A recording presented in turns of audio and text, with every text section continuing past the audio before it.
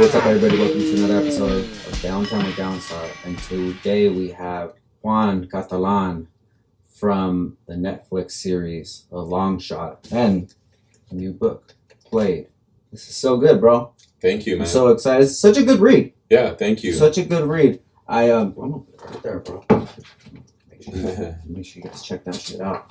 But like I was telling you, when we linked up to get on the podcast and I saw that you were coming out with the book, I wanted to get it. Yeah. So I ordered it, and it took like a few days for it to come in, and the timeline was I was going to be out of town. Yeah.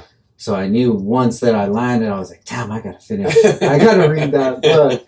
And once I jumped into it, dude, like the first day, I was just 50 pages quick. Thank you, brother. I just didn't want to, I wanted to read the book, but I couldn't put it down. Yeah. So if you can just give a quick short synopsis of like the Netflix series and for people listening. Sure. And I'm sure that a lot of people are listening that it'll just click to them that they've seen it before. First of all, just thank you for having me, brother. Course, Appreciate that, man. Appreciate you. So we go into the Netflix documentary. It just was originally something that I didn't even want to do. I did it as a favor to my attorney, who you guys see on the Netflix, that was part of saving my life. And it just became this. I don't know what we would call it. Just it was Emmy nominated. It won awards at film festivals, which was incredible. I attended the Hamptons Film Festival, and it won what people told me the best award, which was the audience award. So people were there, and you were able to vote on these documentaries that were shown, and Long Shot won it, which was incredible. They took me up on stage, Q&A, amazing. But I would have never have thought that, and just got massive feedback from worldwide places from, I want to say, almost every continent, and people that it was like just amazing feedback to hear these people that I've never met, and now all of a sudden I have friends all over the world. Yeah. And they're like, come and visit the Netherlands and Turkey and Brazil, and like crazy, Australia, and so the documentary takes you on my experience. I was falsely accused of a murder, and I was potentially looking at a death penalty sentence, and by the man upstairs, who, by the grace of God that I give all the credit to, I was able to prove my innocence through literally like a series of miracles. Yeah. Had they not gone exactly how they went, I wouldn't be sitting here, talking to you. Yeah. With when you say that, I remember I actually watched the documentary last night again, because I watched it when it first came out. Mm-hmm. So when our mutual introduced us, and he said that shout out to Ricky Guerrero. Ricky, my cousin. What's up? Shout out to Ricky. That's my boy right there. My cousin Ricky hit me up, and he's actually the one that designed the whole podcast studio. Good work, Ricky. Always there. Always there when you need him. That's Ricky, man. Shout out to you, brother. He said that he had a good buddy that might be a candidate for the podcast, and he's just coming out with a book, and he had a Netflix documentary, and I said, okay, cool, let me check it out. I checked it out, and boom, right there, it clicked. I was like, I remember watching that in 2018. The biggest thing that stuck out was that they were filming Curb Your Enthusiasm the same day that you were at the Dodger game in the same area. And on the documentary, I think it was your Alma. Yes. Well, it's that your girlfriend or your wife. The mother of your children. Yes. Excuse me. She was saying, if this didn't happen and this didn't happen, what if he didn't go to the game that day? What if he didn't get the tickets? What if they weren't filming? What if they were filming in a different area? And it's weird when all of these what ifs, everything just comes in, and it just helps you out. Crazy. It's so crazy, And I remember that I was telling you that Curb Your Enthusiasm, I love that show so much. Larry David is the best. Dude. And he's the creator of Seinfeld, which is my number one favorite show. Yeah. So it stuck with me more than like just any other regular documentary. And when we linked up, I was like, dude, I gotta have you on. It's crazy. I almost felt embarrassed because I didn't know who he was. That was in 2003. Yeah, I knew of Seinfeld, and I have a cousin who like a huge super fan of Seinfeld. He's always quoting it, and I can't stand to it. And I'm like, I started watching. I go, it's funny. Yeah. But that day at Dodger Stadium, I didn't know who Larry David was. You know? But thank God that the guys that were sitting behind us, one of them said it's Super Dave Osborne. I know who he is because of, his stupid stunts of, getting shot out of cannons and stuff like that. Yeah. So that name stuck with me. You know who, I was reading that, you know who that is there's another guy on Curb Your Enthusiasm. That's not Larry David. That's the Funkhauser. Oh, yeah, that guy. That's Super Dave Osborne, yeah. Yeah, that's that guy. Yeah, that's that guy. Oh my God, he's so funny. Yeah, he's been passed away, but it was really cool back, when the story broke out in 2004. I was released in January 2004. It took about 5 months for it to, somebody wrote, a piece in the New Yorker. Okay. And, dude, then it just spread like wildfire. So Good Morning America flew me out with Alma and my daughter. And with Todd, we got flown out, got the VIP treatment. We did Good Morning America, did, all these live news interviews. And then ESPN, which I love, sports so much. I was, I don't know if you ever remember, there was a show called Cold Pizza. No. And I didn't know at the time because we were just doing interviews left and right, and then we got to ESPN. And they're like, oh, it's a surprise. We have a special guest. And it was Marty Funkhauser. No way. Yeah, dude, that was so dope. So we were in New York on the couch with Todd, myself, and Kit. I forget her last name, from the host of ESPN. And then via TV, we had Super Dave Osborne. That was so dope, man. No way. Yeah, no, man. He congratulated me. He apologized for what I'd gone through. And it was just a surreal experience, just from, everything that I would have never have thought in a million years, that from something so negative, like so many positive things, for sure, positive things would have came out of it. Yeah, it's fascinating, and it's like, why? Yeah. Yeah. It definitely makes you think, like, why? What is it that you did right to get on this path? How did you get on this path? What was it? I've actually questioned the opposite. Like, what if I have done wrong, which is probably the wrong mindset of all the things. I always say that I think the one thing that I've gotten right in life is be a dad. Yeah.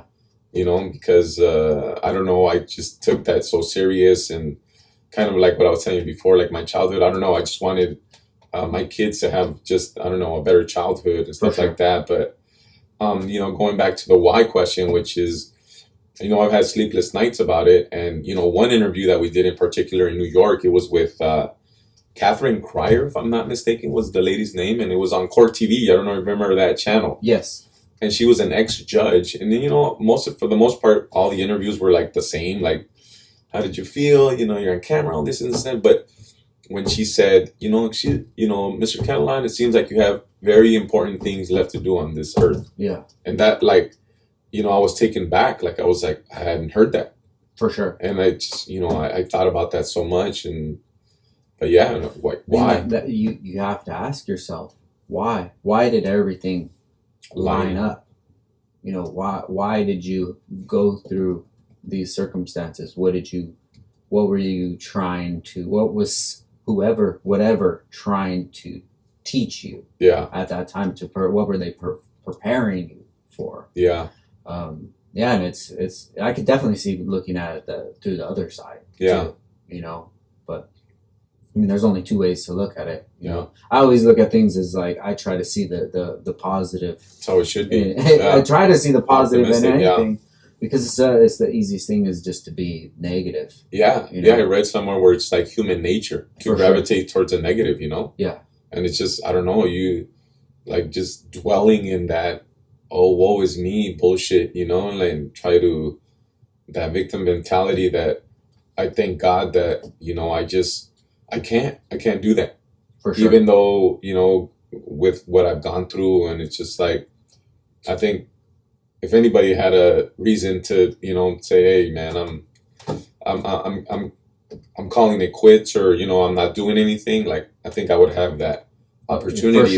For sure. But I cannot let like maybe half a day go by. Then it's like, no, get up, let's go. Yeah. You were given a second chance, and, just do your best and be your best. And, I really believe that. Yeah, definitely.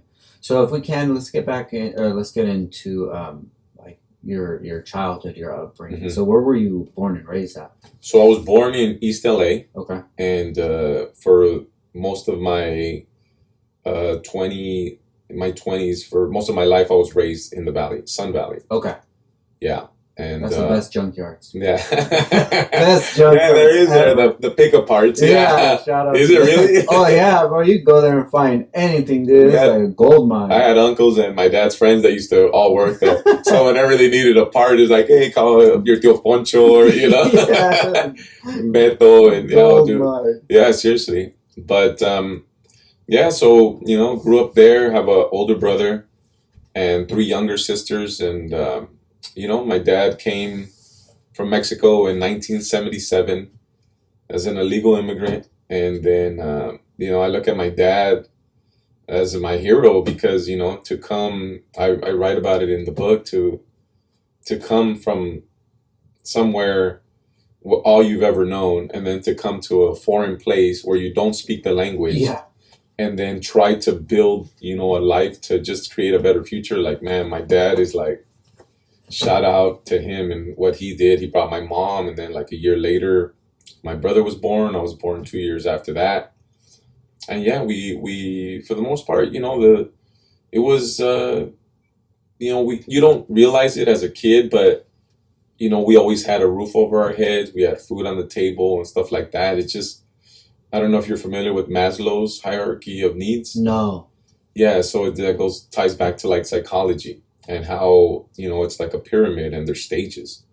And it's so interesting when I read it for the first time, because it's like a person needs there's needs that we have to be met. The basic needs. The basic needs to go on, and the ultimate goal is like self-actualization, which is very, very few people ever reach that in their life. There's many people that will live their life not questioning, hey, why does this happen? Or why was I, born? And I've always been like that way since I was a kid.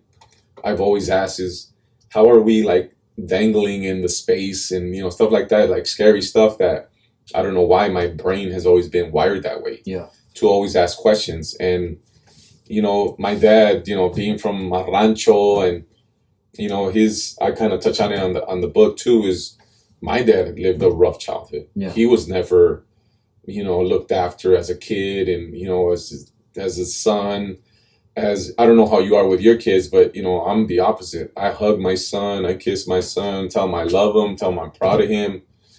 Basically what I never received, because I know that going back to those needs, there's certain needs that you need to have self-confidence, self-esteem, know somebody's there to support you and motivate you. And even if you have just one person that believes in you, bro, like I always say, like, man, if I had just had one person believing in me when I was a child, like, I don't know what I would have done. But, that's, maybe looking at it from the wrong way. Yeah. Because, this experience, it completely changed my life around for the better. For sure, you never know until you look back and say, well, if that never happened. But when those things are happening at that time, it's like, why the fuck is this happening? Yeah. So, I grew up, scared, depressed, anxious. I didn't know, I don't know. I always felt like an outsider, even though I had my family. It's weird. Mm-hmm. How is that possible? You have your family, but yet you don't feel included. I mean, I had an uncle who was my favorite uncle, rest in peace, my tío Tomás. He was my dad's brother, and for some reason, he was the one that always made me feel welcome. Mm-hmm. Gave me this smile. With my dad, it was the opposite.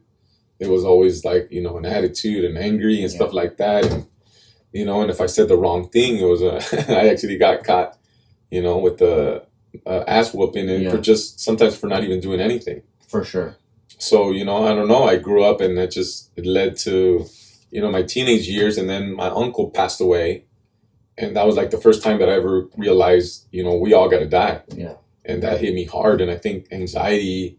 And again, I didn't have anyone to talk to. I was like, man, they're going to think I'm crazy if I say anything. And it just affected me a lot. And it was just, I tried my best to, I don't know, I just didn't see as kids, usually want to have goals and they ask you, what do you want to be? But I didn't have any goals. I just want to survive. I just want to survive. Yeah. Exactly, man. Fuck, you know what? That's fucking perfectly said. Seriously. Yeah, for sure. Like I was just trying to survive. I feel you, bro. No, I can totally relate to that. Have you ever had any sort of conversations with your parents about their upbringing and their views on life and where their like headspace was in those times? Yeah, my mom, we talk about it now. Like with my mom, so with my dad growing up, there was never like, hey dad, I feel this way. Never, none of that stuff. My mom was always the one, ¿qué tienes, mijo? What's wrong? And I was able to talk to my mom better than my dad. Gotcha. So my mom was the one she was like the intermediary that would tell me, hey, don't be angry at your dad. He had to go work because my dad made us work like at 13. Yeah. So, I was kind of angry because in school, all my friends are going to play arcades and all this stuff, and we had to go to work. And I'm like, well, how's this fair? For sure. So what I didn't know was that my dad had to go work when he was 7. Yeah. So, I got, you know what I mean? So it was like, I got 6, 7 extra years. Yeah, he's looking at you. Like, yeah, you know what I mean? And, my grandpa, his dad would go and spend the money and partying and stuff. And my dad, there was a family of 9. Yeah. So, he was one of the older brothers. So he had to go work at 7 to bring in, money for my grandma to feed all the rest of his. So, it's like when I found that out, it's like, wait a minute, like I feel, like a dick because I'm over here judging my dad when I didn't realize what he went through. Yeah. So, it just, and then after that, it just kind of changed my point of view. And even up to this day, like my mom has dealt with crippling anxiety again that I touch on the book, that to this day, she apologizes for not being like fully present. There was a period of time, about 2 years, that my mom swore she was paralyzed. Yes. So she was like laying in bed for 2 years. Yet my dad took her to all these medical tests and everything was negative. And it was like, now looking back, I'm like, wow, like our mind really is powerful. So whatever you believe, like look at that. Like that's a perfect example of the power of the mind. Yeah. Did you ever figure out, and we could dig into this as much or as little as you want, like where the cause was for her to feel that way? She doesn't know. She doesn't know, but she says that she remembers as a child being out in because both of my parents are from the rancho, bro. They're like in the mountains, ain't no hotels, no restaurants out there. But she says that she was out one day with her dad, my grandpa, and she remembers like somebody cutting down a tree or something, and that she felt that it was gonna fall on her. And she just says that she thinks that was the instance, that ever since then. And my mom, like, if you saw her, like, she's probably like the worst person, to be put into like an emergency or something like that. If we drive in the car, if I hit a certain speed, she has like a full-blown panic attack, like very ugly. She can't get on planes till this day. It makes me sad. Till this day, she can't get on planes. She's afraid of elevators. And it's just like a crippling, like, I tell myself, like, she's going to live the rest of her life. We've tried to talk to her. We've tried to get her help. She just doesn't, she doesn't know. She believes that was the cause, but we don't really know what exactly it is. Yeah. That's crazy, bro. My mom, she was always afraid, and I've asked her recently, I don't know if she is, of train tracks. Whenever we would get close to like a train track, like she would like freak out. And all this shit is like, and then she's always tells me like, be careful. Even to this day, don't look at nobody, just be careful. I'm like, Mom, I'm good. Like, don't. And I'm just like, where does that? Yeah, where does that come from? Where does it come from? You know, and the older I get, the more I try to understand life, and I see. I hear this thing from Joe Rogan. Mm-hmm. Like, I always look at people as if they were a child. Mm-hmm. Like, and it just makes me think like, okay, instead of just being so angry at somebody and you're acting like this, you just ask like, man, why is this person acting up? Yeah. You know, give them that much grace as you would give a child. Yeah. Why is this child like freaking out right now? Yeah. What is going on? Yeah. You know, and when I started to look at my parents and not look at them as like superheroes, but look at two people that got together and made a family, and then looked at where they came from, their upbringing, and it definitely makes you start to like, it paints the picture a lot more, and but then there's still certain things like, why is she so worried about like being careful? Yeah. Like the train thing, where does that come from? Like in my life, ever since I can remember, I can't think of anything that like, you know, drastic that's happened that makes it stand out. Yeah. You know, but then that's me asking questions. Well, why? Then I think like, do they do the same thing? Yeah. Like, you know, I don't know if your mom like, or if my mom or if my parents, if they just look at their life as a whole and, well, why did I feel like that? Well, why did I do this? And I think that, like you're saying with the whole pyramid is people get to a certain level and they're just like, well, this is where I'm at. Yeah. Right like now. You can literally be stuck at one level and never move up because those needs are not met. Mm-hmm. And it's like, wow, like it's just very interesting, man. Shout out to Joe Rogan. Yeah. To a good buddy of mine's like, dude, Joe Rogan was talking about you. I go, get out of here. No way. He goes, dude, he was talking about on his podcast, your documentary. And I'm like, how dope is that? I sent him a DM, but he'll never read it. Yeah. He'll never read it. But, you know, that's a crazy and interesting way to look at it, brother. I've never thought about that. It stuck with me. It's so true. And with my mom, so like going back to my childhood, like, when my uncle passed away, I remember I was sitting in the living room, right? And I was watching TV. And then all of a sudden, I got this feeling like something bad was going to happen. Like I thought I was going to die.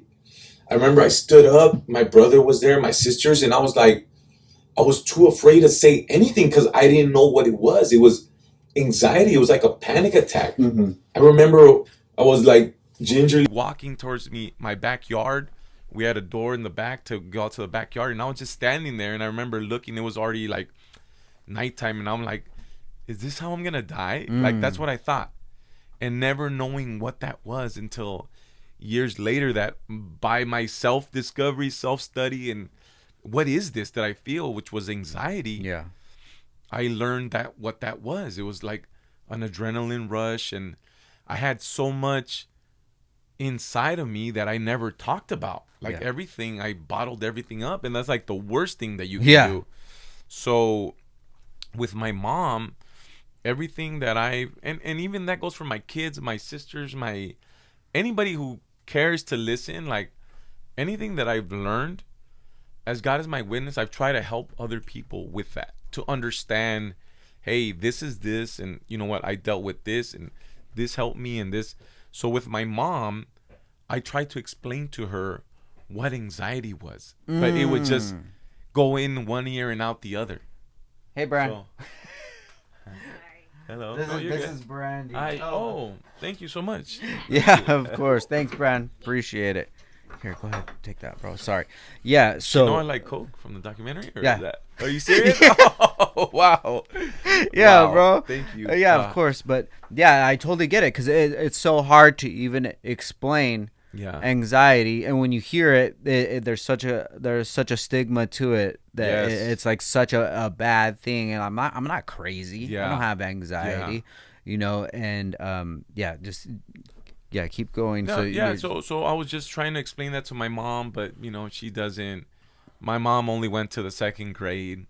My dad went to 5th grade, and that was basically it. So, it just, I wish that I know. yeah, something like that. I know. Like, so, she would just, like tell me, oh, thank you, but, never put anything like into practice or stuff like that. Like, Mom, you can do this and you can do that. But I mean, when do you stop trying? Yeah. That's like where I'm at right now with my circle around me. And you've seen people how they navigate through life, and you try to give them the best advice. And the hard part is knowing when to give the advice. Do they want the advice? Do they want to make a change? Do they see a flaw? Like, are they even trying to connect the dots? Like, why do I feel like this or why do I feel like that? And then I get to a point where I'm just like, bro, if I keep doing this, they're not gonna like me. They're not gonna want to have me around. So it's like, when do you stop trying? And that's like that's the thing that I'm dealing with right now. Yeah. It's like when like they've lived their whole lives this way, and I think that they don't think that there's any change to it. They can't make any change. They can't. When, like, I'm sure in your case, also in my case, it's like you've seen me from birth to now, and you've seen what I've done, and you've seen how much I've changed. How do you think that you can't do the same? Yeah. That's a perfect example. But, and one thing that I have noticed, to add on to that, is like, people don't want to change, bro. Yeah. They don't want to change because change is hard. Change, like real change, is hard, and it's just, but I try to tell people the one, common denominator in life is change, bro. Everything changes. Yeah. And I feel like if you don't adapt, like, all you're going to be, just be left further and further behind. Yeah. And the same thing. So my older brother, he's been in prison. He's been in prison for 24 years now, bro, next year. And thank God, I mean, my mom, we all think that had he not gone to jail, he probably would have got killed. Yeah, for sure. He was already like too deep in the shit, and but he found religion in there, which we were happy for. And thank God that he went that way. But the problem was that now he's trying to tell everyone, hey, you're living wrong, and don't do this and don't do that. And I tell him, dude, you can't do that. Like, because then he's like, hey, nobody's picking up my calls and nobody's returning my letters. And it's like, because you're telling them, you're on your high horse telling them how they're doing wrong. I go, dude, you're in prison. Yeah. I go, if anything, talk to the family and friends and ask them, how's their life going? What are you up to? Sports, anything else other than you and that's something that just I picked up on my own, is like, you cannot tell somebody how to live their life. And I believe 100%, bro. I didn't, when I was younger, I didn't get this. Like, no one can change no one. Yeah. Only God can. I'm seriously. You just can't. So I tell my brother, like, dude, we had uncles and aunts when we were little, and growing up, because, like, we started cutting our hair and wearing bad clothes. They're like, oh, this is del diablo, from the devil. And, they were like deep into church. And I'm like, dude, that's you now. And he's like, no, I'm not. No, I'm not. I go, yes, you are. Yes, you are. Same shit, man. Yeah. So, but the one thing that's helped me out recently is I heard another perspective of it. It says that, like, just think of life as like Disneyland. When you go to Disneyland and you ride the rides that you like, did you do Disneyland right or wrong? Like, well, I just did it how I wanted to do it. Well, if you went and you just ate the food and you didn't go on any rides, like, did you do it right or wrong? Yeah. It's like, no. But if you rode every single ride, did you win Disneyland? There's like, everybody's doing it differently. As long as nobody's telling you, like, as long as you're not telling them, man, I wish I could go on Splash Mountain. I wish I could go on it. Like, fucking go do it. Go wait in line and go do it. Yeah. But like, that's how I'm trying to look at it. Like, man, they're at Disneyland, they're doing their thing, and that's fine. Yeah. But me and my family, we're gonna go do this because we all agree that this is the way that we want to navigate. This is what we want to do. And I guess like now even saying that it lends to it, like when you go on a trip or something, like the less people there is usually the better, because then you have to deal with everybody else's problem. Oh shit, this guy's always late. Oh, they don't want to go, they're allergic to this food, and it's like fuck, you know, you gotta go to different places. Exactly. So the bigger your circle is, you have all these people, all these different opinions, and you're like, man, why is that guy, he's drinking all the time and he's always complaining that, like, well, why the fuck are you hanging out with him? You know, it's fucking, you can still love him, blame but yourself. Yeah, exactly. But you don't have to hang out with him anymore. And it's just like, I just don't want to get to that point where, you know, I've got to this point in life because I decided this is what I want to do. But since everybody else, that they don't want to do that, like, why am I to make them feel bad about it? And who am I to say who's doing life right or who's doing it wrong? Exactly. But it's a hard battle to fight inside, especially when it's people that you care about, you know? I tell my brother, like, dude, the only time that you should ever give your opinion is somebody asks for it. And I think that the best way, like religion, like I'm not a religious person, but I believe in God Almighty. Like there's no way, I don't believe in, you know, coincidences. Everything is, you know, I believe in that everything happens for a reason. So I look at religions and I'm like, who wants to go to church for 2 hours to be told that you're going to hell? Yeah. You know what I mean? Like, sure. I don't want to do that. And it's like I tell my brother, or those people, have you ever seen them? Do you guys have those in the corner that they do the speaker thing and they're yelling out loud how, you know, repent and go to hell? And I tell my brother, I go, dude, I don't think there's a better example to other people. If you want other people to follow your lead, live the life that you think that people want to follow. And when they see you, they'll be like, hey, I want what that guy got. For sure. How did you do it? So I tell my brother these things, but, you know, it's something going back to, like, nobody listens, man. Yeah. But, you know what? It's just it's just a journey. We're all on this journey, and people, you know, you look at it as like, if it's from point A is birth, point B is death.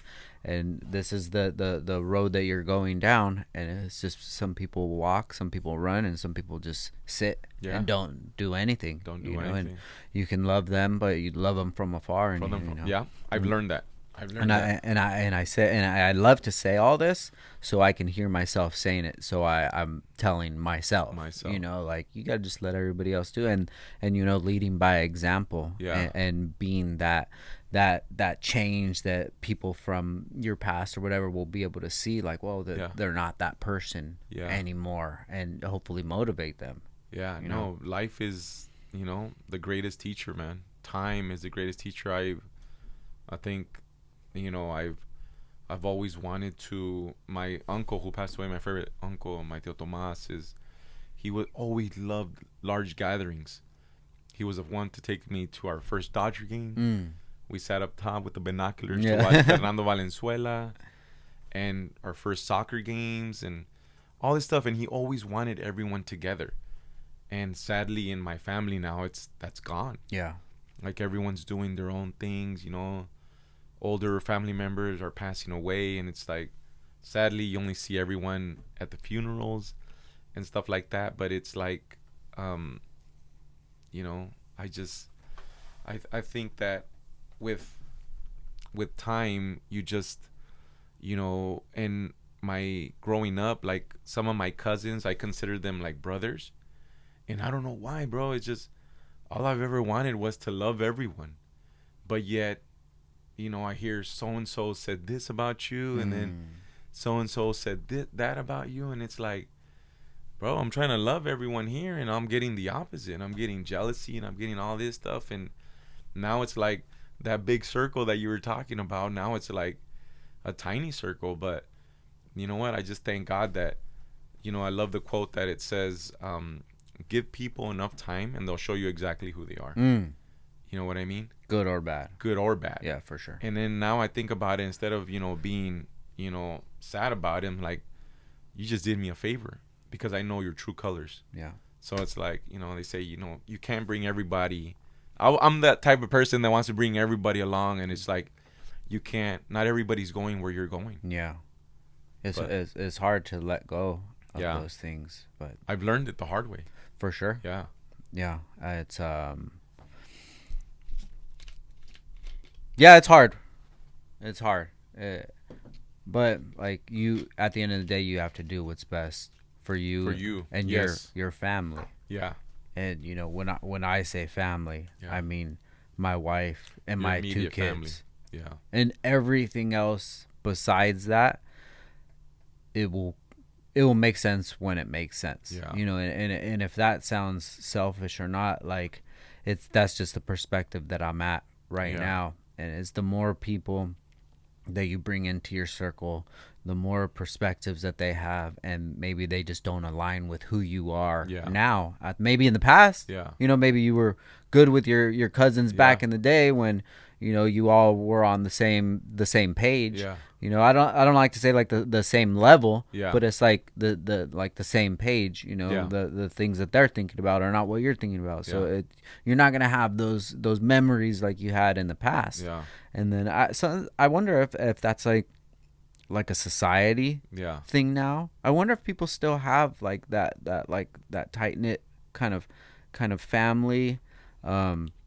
Definitely something that I would love to have, and that's how I'm gonna look at with my children, and then when they have children, and my wife and I always say like, yo, we want to be for them what we never had. We want to be the grandparents that are calling and picking them up and taking them up somewhere. That's dope, man. I've thought about that as well. And going back to your point about if that's selfish, I think you're right about that though, because I always thought being selfish was bad. Okay. You know what I mean? Because I think I always have wanted to do for someone else. I've bent over backwards for everyone else. Like people would tell me like, dude, why are you picking up this person? And you're wasting your time over here, and you're including this person. It looks like they don't want to go, but you're like there just forcing stuff. And it's just like, I learned that it was just like, dude, just worry about yourself. Like, put yourself first, because nobody else is putting me first. Yeah. So if I don't put myself first, and then like you say, the kids and family, that should be like your immediate goal, not everything else. Yeah. Everyone else is just, comes secondary, and if they're there, love them from a distance, but I'm there with you, man. Yeah, for sure. So let's take it back to when you were growing up. Mm-hmm. What's the age difference between you and your brother? Just 2 years. 2 years. Yeah, 2 years. Wow. He's older. Yeah, Got he's you. older. Okay, so say when you guys were in your teens, what sort of relationship did you guys have, or what was life like? Yeah, we didn't have a good relationship. Yeah, he was my older brother, and I always looked up to him because he was my older brother, and I wanted that close, big brother, because I would see other, like my friends at school, they had older brothers, but their older brothers were always looking out for them. Gotcha. Not my brother. So he was like, he'd come up and like slap me on the neck and just, got you. You know what I mean? Or in front of his friends, make fun of me or stuff like that. And it's just like, dude, what's going on? But yeah, we never had that good brother relationship. He would like just complete lack of disrespect. He would like take my shoes and stuff. We always got into fights. Got you. My dad would, whoop our ass because we were, fighting amongst ourselves. But I'm like, dude, I'm not gonna. I got tired of him, always like disrespecting me. So it's just like, I don't like getting upset, but there was just, I don't know, it was too much. And my brother was just, he was a dick. I mean, there's no other way to put it. And it never changed? Well, now that, he's been in prison, also kind of like my mom, he's asked for forgiveness. Got you. And said that he was sorry for everything he did, and how he wasn't there and all that stuff. And I'm like, thanks, man. I go, don't worry about it. Yeah. So So were you involved in any sort of like gangs or anything like that? Like what did your like teen or early 20s life look like? So probably at about 13, 14 is when I started in junior high is when I started in being introduced to gangs. Okay. And it kind of intrigued me, dude, because I was like, who are these kids over here that don't give a fuck about anything, and they're just like, they seem to be respected. Why? You know, they don't follow the rules. Like, why do they do what they do? And that's when like my introduction was there. So that was in junior high. In high school, Alma. So, you know, when I met her in a class, and you know, I was too scared to talk to her, but it took me like a year to actually go up and talk to her, and we started talking and all that. But I noticed that she liked cholitos. Okay. Yeah, and I think that was like when I kind of had like a foot in the door, and then after that I thought maybe she'd like me more, so I just and my brother was already starting to go left too, so you know, before I knew it, I was already shaved head, size ridiculous 54 pants. 54? 54, bro. 54. You can literally, dude, I am not lying, man. People that know me. Oh shit, I thought you were like 40s. Size 54. Where the fuck did you get those at? There was a place out there in San Fernando, bro, that would sell those clothes, man. I know, right? Oh, looking like straight, looking like a clown, bro. So one time we got kicked out of Magic Mountain just because of the way we were dressed. Oh wow, okay. They're like, no, you gotta go. Like, you're not welcome here, and straight harassment, which we could have probably sued their ass now that we're looking back on it. But yeah, you know, and I didn't know. So look at this. This is interesting because with my brother now being 24 years, his original sentence was 50 years to life. After he was sentenced, my attorney did this incredible favor for me, that he reached out to a colleague of his that worked in federal law, and my brother's last chance at an appeal was a habeas corpus. I don't know if you're familiar with that. No. That's like literally like your last chance after you're sentenced and sent to prison. He got a 50 years to life. My brother, Todd Melnick, the attorney. He's now my best friend. Oh, awesome. Yeah, that guy, straight sent from God, man. That guy, I just followed him when I was reading the book. I was like, this is probably a good guy to follow. Is this weird or not? The one person that has done more for me in my life is a stranger. Yeah. Not my family, like, you know, and it kind of hurts to say that. Yeah. But this stranger. Anyways, he reached out to his colleague, and I paid out of my pocket just her time, and she was able to knock 15 years off of my brother's sentence. 15. Wow. You know, so that now became amazing. 35 years. Yeah. So he's been in there 24 now. Oh, wow. Okay. Yes. So his original parole date, I think, was for 27 years. So it's kind of coming up. Yeah. He has done so much self-reflection, self-study. What I've done basically my life, he's doing it now. And it's crazy because we both cried about it. Because I never knew that some of the things that I felt growing up, he also felt. But we never talked about it. Because he's like, hey, man, I've written down these things. I want to share them with you. I'm like, all right. And as I was reading it, dude, I had tears coming out of my eyes because I always felt, because my dad's name's Mario. His name's Mario. I always felt like he was the one that was preferred over me. He got the same name, got cars, got paid more, did all that stuff.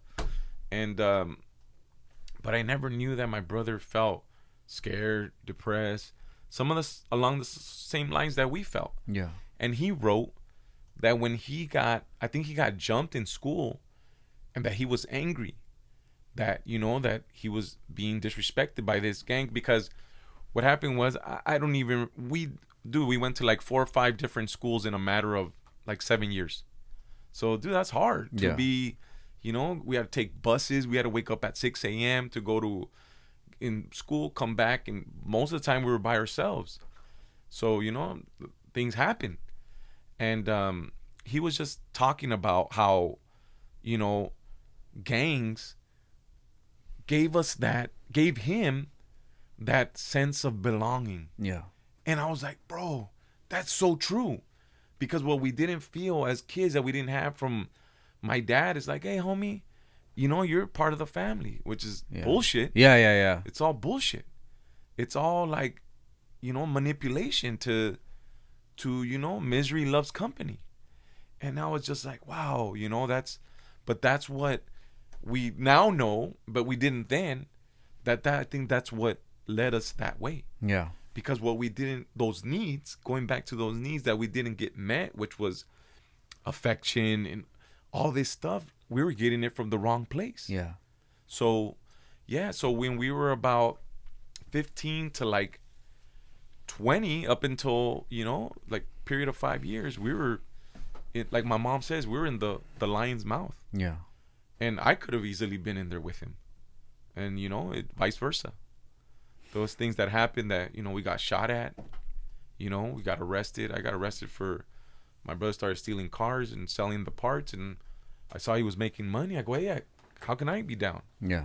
He's like, oh, well, come along. And I was all of a sudden the getaway driver.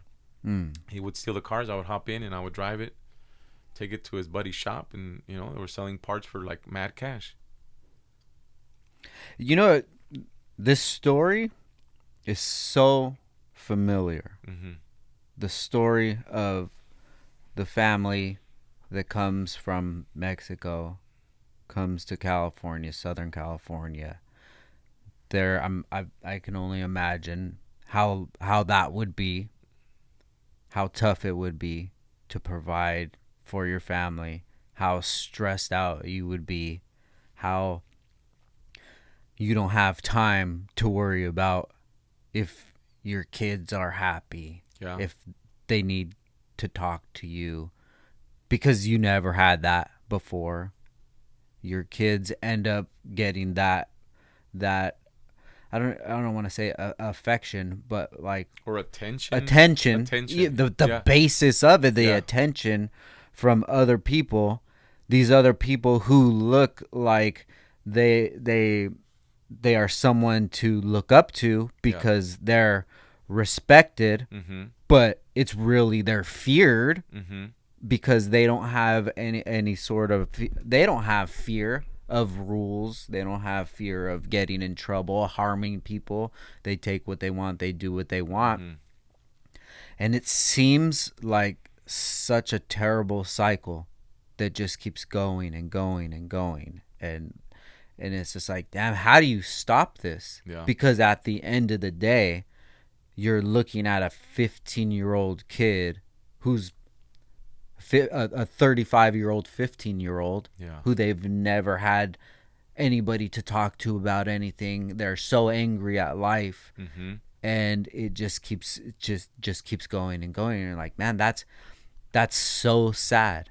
You know, I'll see dudes nowadays, and you know, they have the whole look to them, and they're just mad, and they're gangbanging or whatever. And I'm like, bro, I feel sad for you. And not in a disrespectful way. I just feel sad for you that you have so much anger in your heart, inwards, that this is what it's manifesting into. And now you're motivating the youth, to your cousins, your little brothers, your friends, whatever. You're showing them that this is what it is to be a man. Exactly. To be a man is to be feared, to take whatever you want, to do whatever you want, to disrespect whoever you want. That's to be a man. Yeah. But it's like, bro, to be a man is to pay the bill when it's done. Man. You feel me? To 100%, man. How much effort? How much effort does it take to wake up when somebody tells you to wake up, to get the food that they made for you? To be, I'm sure it's not easy to be locked up. Yeah. But you're worrying about yourself and yourself only. You're not worrying about your children. You're not worrying about progressing. You're not worried about your family. Yes. You're not worried about somebody calling you, hey, bro, can you help me out? You're not worried about any of that shit. That's to be a man, bro. That is to be a man, is to be able to be that person that somebody could call. Yeah. You know? Yeah, I'm with you, bro, 100%. Have you ever heard that saying that if you don't raise your kids, the streets will? You know what I mean? Yeah. So my dad never. I love my dad. You know what I mean? It just these are just it's me reflecting it's on. It's just the reality. The reality was that, as bad as this sounds, like my dad taught us to work hard.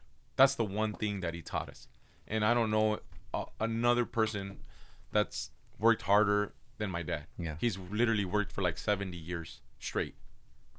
He doesn't. He can drink. He'll never miss work. Responsible in all ways, but all the other things, like I felt like learning to be a man, I learned it in the streets, which was not always the right way. Yeah. So I had to unlearn that stuff, kind of like how you say, you think that you're a man because you're tough? That doesn't make you a man. Yeah. Like what makes you a man is, and what makes me, feel sad is like all these young girls that are impregnated and have kids, and the dude just runs, man. Like that's, like that's the straight, one of the most cowardly things I've ever seen, man. It was easy to stick it in, but now to stick through it and see that child and provide for that child, and support that child, guide that child. That's being a man. That's you. That's literally 50% you. Yeah. And that's what you would do to yourself. Yeah. Is just bounce and not be there and Yeah. be like, fuck it. Yeah. Like, damn, bro. And as It's messed crazy. up and as messed up as I was, when I had my first daughter, I had her at 19. I knew that the one thing that I had to do was be a great dad. Like, I knew that. I remember when I held her and I promised her that I was going to be the best dad ever. And, she writes the conclusion in the book, and that thing brought me to tears, man, just to hear her words, to know that that's what she thinks of me, and just that's why I know that that's like the one thing that I know, that I thank God that he gave me 3 amazing kids, and just just so proud of those kids, man. Yeah, I was watching the documentary, and there was the point where your daughter Melissa, where she was on the stand. Oh. And I was like, bro, that like was so emotional to me, because my daughter's 4.5, and I could just imagine her being put through that situation and all of it for nothing. Yeah. It's just like all the worst emotions I felt right there. Like that was probably like the lowest point ever. Yeah. Because I was angry. I was like, not only was I going through that shit, was now they're bringing my family in through this, and that was just yeah. So get back to so your brother and you didn't have a good relationship. So then he ended up getting a case. Yes. What age was this at? He got in trouble big time. I went to juvenile hall. I went to camp. He never. I don't know. Weirdly, I was the one that was almost in and out of jail. Got you. And not him. He was, even though he was hanging with the wrong crowd, he just, for whatever reason, he wasn't getting locked up, and I was, for dumb shit. Yeah. And but when he was 23 years old, what happened is one of our good friends growing up got murdered. Okay. We played Little League baseball with him, and for some reason we reconnected when we got in our 20s, and he even was helping us work at our family machine shop. Well, he ends up getting murdered, and my brother just kind of like, they got really close, and after he was killed, like it spiraled out of control. Your brother? My brother. Got you. Okay. Yeah, he was like drugged up all the time, wouldn't stop drinking. I try my best. Sometimes I feel guilty because I thought, or I think I should have done more, but I tried. Mm-hmm. I tried to pull him out of there, and I would tell him, come and help. I go, dude, come on, let's help Dad, and he wasn't hearing. You can't do anything. Yeah. Bro. You always would look back and see that you could do more, but it's like, man, when somebody's on that journey, it's gonna have to take them to want to get out of it, Yeah, exactly. And he ended up getting into a very serious case where he was the driver in a drive-by shooting. Okay. And he was 23. Got you. 23 years old. So you're 21. Yeah. So you're a father for a year and a half, 2 years. Yeah, okay. Exactly. And, all of a sudden, he's now accused of being accessory to murder. Got you. And we're just like, everything turns upside down. My dad sold his house to pay for this attorney who robbed my dad. Like, man, what a crook. Okay. So, yeah, in the book you were saying that they had to sell it because that your brother was going to go down and he needed to get a good lawyer. Yes. But then they put both of your brother and the other, I don't know the terms, together. Yeah, they were like co-defendants. They couldn't separate the case. Yeah, that was the incompetence. And I don't know, this attorney, it was just a weird thing, man, the way it went down, because supposedly this attorney was like a big time attorney, but we saw nothing but small time. Like, we were practically begging him, because they were saying that since they were together, so the guy that my brother was the accomplice to, the accessory, he had 2 murders. He had 2 separate murders, and my brother was supposedly the getaway driver in one. Okay. So we were telling the attorney, you have to, separate the case, because if not, my brother's, it's almost like he's involved in both when he's not. He couldn't do that. He just painted a great picture, charged my dad almost $50,000.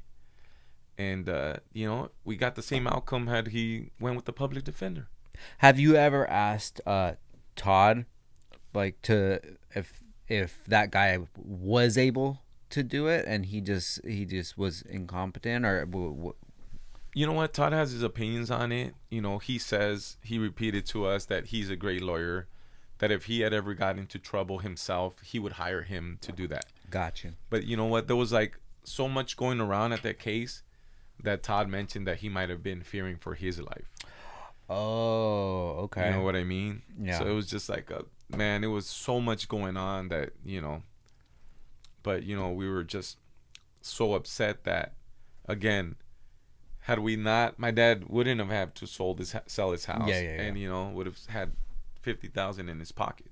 So the co-defendant, was he from like a big gang? Yeah, he was right there from where we grew up. Okay. Yeah, from where we grew up. And consequently, is that how you say it? Consequentially? Coincidentally. As a consequence. Okay, excuse me. Yeah. I think so. Yeah. As a consequence, yeah, that's where I got wrapped into the spider web. Yeah. Because of that. When I had nothing to do with it, but LAPD's theory was that you committed that murder to help your brother. And I'm like, wait a minute. So that had nothing to do with that case. That's what I wanted to get to. So in the book, you explain that there was a search warrant and they searched the house. Yes. And they found drugs. Yes. This is where I wanted to get to. Why did you take the rap for the drugs for your brother? Because I didn't want them to take my dad to jail. Oh, so it was between your dad or you? Oh no, we knew that if you're in a car with guys and there's a gun in the car, if nobody confesses to that gun, who are they gonna take? Yeah, they take the driver. So we're in my dad's house. Okay. These drugs are found in the house. Who's guilty of these drugs? Did your brother stay there? Yeah. But okay, so somebody would have had to say. Yeah. That they were 100%. That they were his. That's all that ran through my brother was arrested at that point. Yes. He was arrested. I knew when the cops came through the door, I'm like, fuck, the drugs. And I was like, I knew they were going to find them, which they did. And they knew, man. They knew. That was probably the worst part. But they came out and put the bag of methamphetamine right there in front of us. My 3 little sisters, my mom, my dad, and myself. Oh, my God. And they're like, whose are these? And I'm just like, bro, I saw like everything. Like, I was like, wow. I was just talking to myself. And I was just like, if you don't take this blame, they're going to arrest your dad. And I'm like, fuck. I remember I looked down and I took like a deep breath and I just fucking raised my hand. And the officer, I still remember his look on his face, man. Like, he, like, squinted his eyes, and he's like, "These are yours?" I go, "Yeah." Which he knew they were my brothers. They knew it. But they're like, "Cuff them." They found weed, like pounds of weed. They're like, "This we can ignore." Yeah. But this, the meth, they couldn't. They're like, "Whose is this?" So I got accused with sales. Do you think if you would have told him that those are your brothers, they wouldn't have... They would have just put it on him? And yeah, I don't think so. I don't think so. So they were there looking for a murder weapon, which they didn't find. Yeah, but they found the drugs. Got you. That was the only thing that I was thinking, especially since that you said that you and your brother didn't have that close of a relationship. But I didn't put two and two together that it was either going to be you or your dad. Yeah. Okay. Yeah, no. And so after that, I saw my brother in jail. Mm-hmm. Like, literally, because he got arrested a few days before the search warrant. So we ended up in the same jail in Van Nuys. Okay. I was so mad at him. I go, "I took the blame for you, fucking asshole." And he just fucking, the worst part, he just fucking gave me a blank stare. And I told him, "Hey, you got to take the blame." And he's like, "Oh, well, my attorney's not going to allow that." I go, "You motherfucker." Damn. I go, "You're looking at a potential death. You know, you're looking at life. You think these drugs fucking peanuts." Yeah. "You don't take the drug." No. My brother was just like being disappointed a lot with my brother, man. And just, that's just one example. And, I had to, now I'm looking at 5 years in prison they wanted to give me for that shit. Yeah. And I'm like, what the fuck? So I started talking to attorneys, and one attorney in particular, one thing that I'll never forget, he said, he goes, "Hey, you know what?" He goes, "I don't know what it is about you Mexican kids, how the way you're raised or whatever, but you guys will do anything to protect your family." And I just stood quiet, and I just looked at him. He goes, "That's a very noble thing to do." And then he used another race as an example. He goes, "This would have been another race, and there's a kilo of coke in the hotel, and it's the guy and the girl, and they say, 'Hey, whose is this?' 'That's not mine.'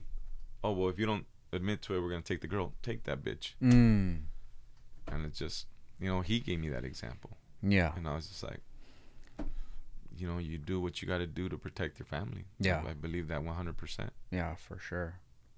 Damn, what a shitty situation, bro. Yeah. I don't want to get off the subject, but how long did your dad start the machine shop? My dad started the machine shop in 1990. Oh, okay. Yeah, 1990. 35 years, bro. Wow. And it's still to this day? Yeah, No way. Yeah, dude. Oh, awesome, man. Yeah, because a lot of the parts that we do, they're machine. That's what I was looking at. I almost mentioned it to you. Yeah, we do aerospace. Nice. We have done parts for Boeing and Lockheed, bro. No just way. Something to be very proud about. It's very hard, and till this day, I'm still learning. Mm-hmm. But it's just very, it's precise, precision.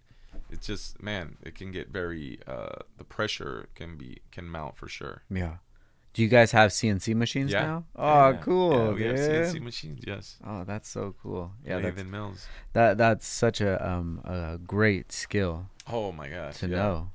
It is. Like the programming part, like on Mastercam and CAD. You know about that? Yeah. Oh, nice. Yeah, I don't know about like how it works, but you know what it is. Just being around it. Yeah. Yeah.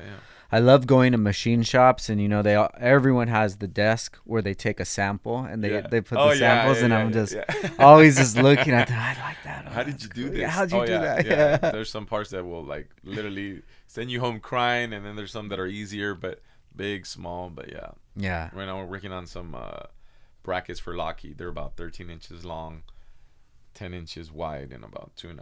Like, dude, like just and it's aluminum, like top quality aluminum. Yeah. They're going on. They got, I don't know, maybe fighter jets or something. Damn, that's crazy. Those are like the jobs to get, right? Yeah. We've been, again, by God's grace, I say that we've been.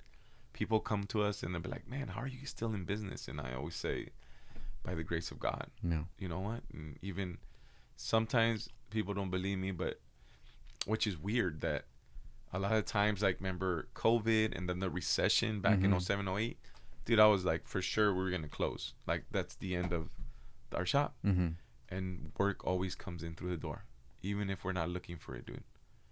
I kid you not. Yeah. And it's like God's like, no, you're not gonna close the doors. And here we are again. Like this year was, the economy's been in the shitter, and we lost like 2 neighbors. We're like in an industrial park, same thing. And that's how I know when the economy is bad, because there's open units. Yeah. So like we have like 2-3 open units right now. The people are just like, that's it, fuck this. And we thought maybe this was gonna be the year, and we landed this job from Lockheed. Just, man, thank God. Amazing, bro. Yeah, I love it. What's the name of the shop? Catalan Machining. And where is this at? It's in Chatsworth. Oh, okay. In Chatsworth. Oh, very cool, man. Bro. Yeah. Shout out to your pops, bro. Thank you, That's man. amazing, man. Thank you so much.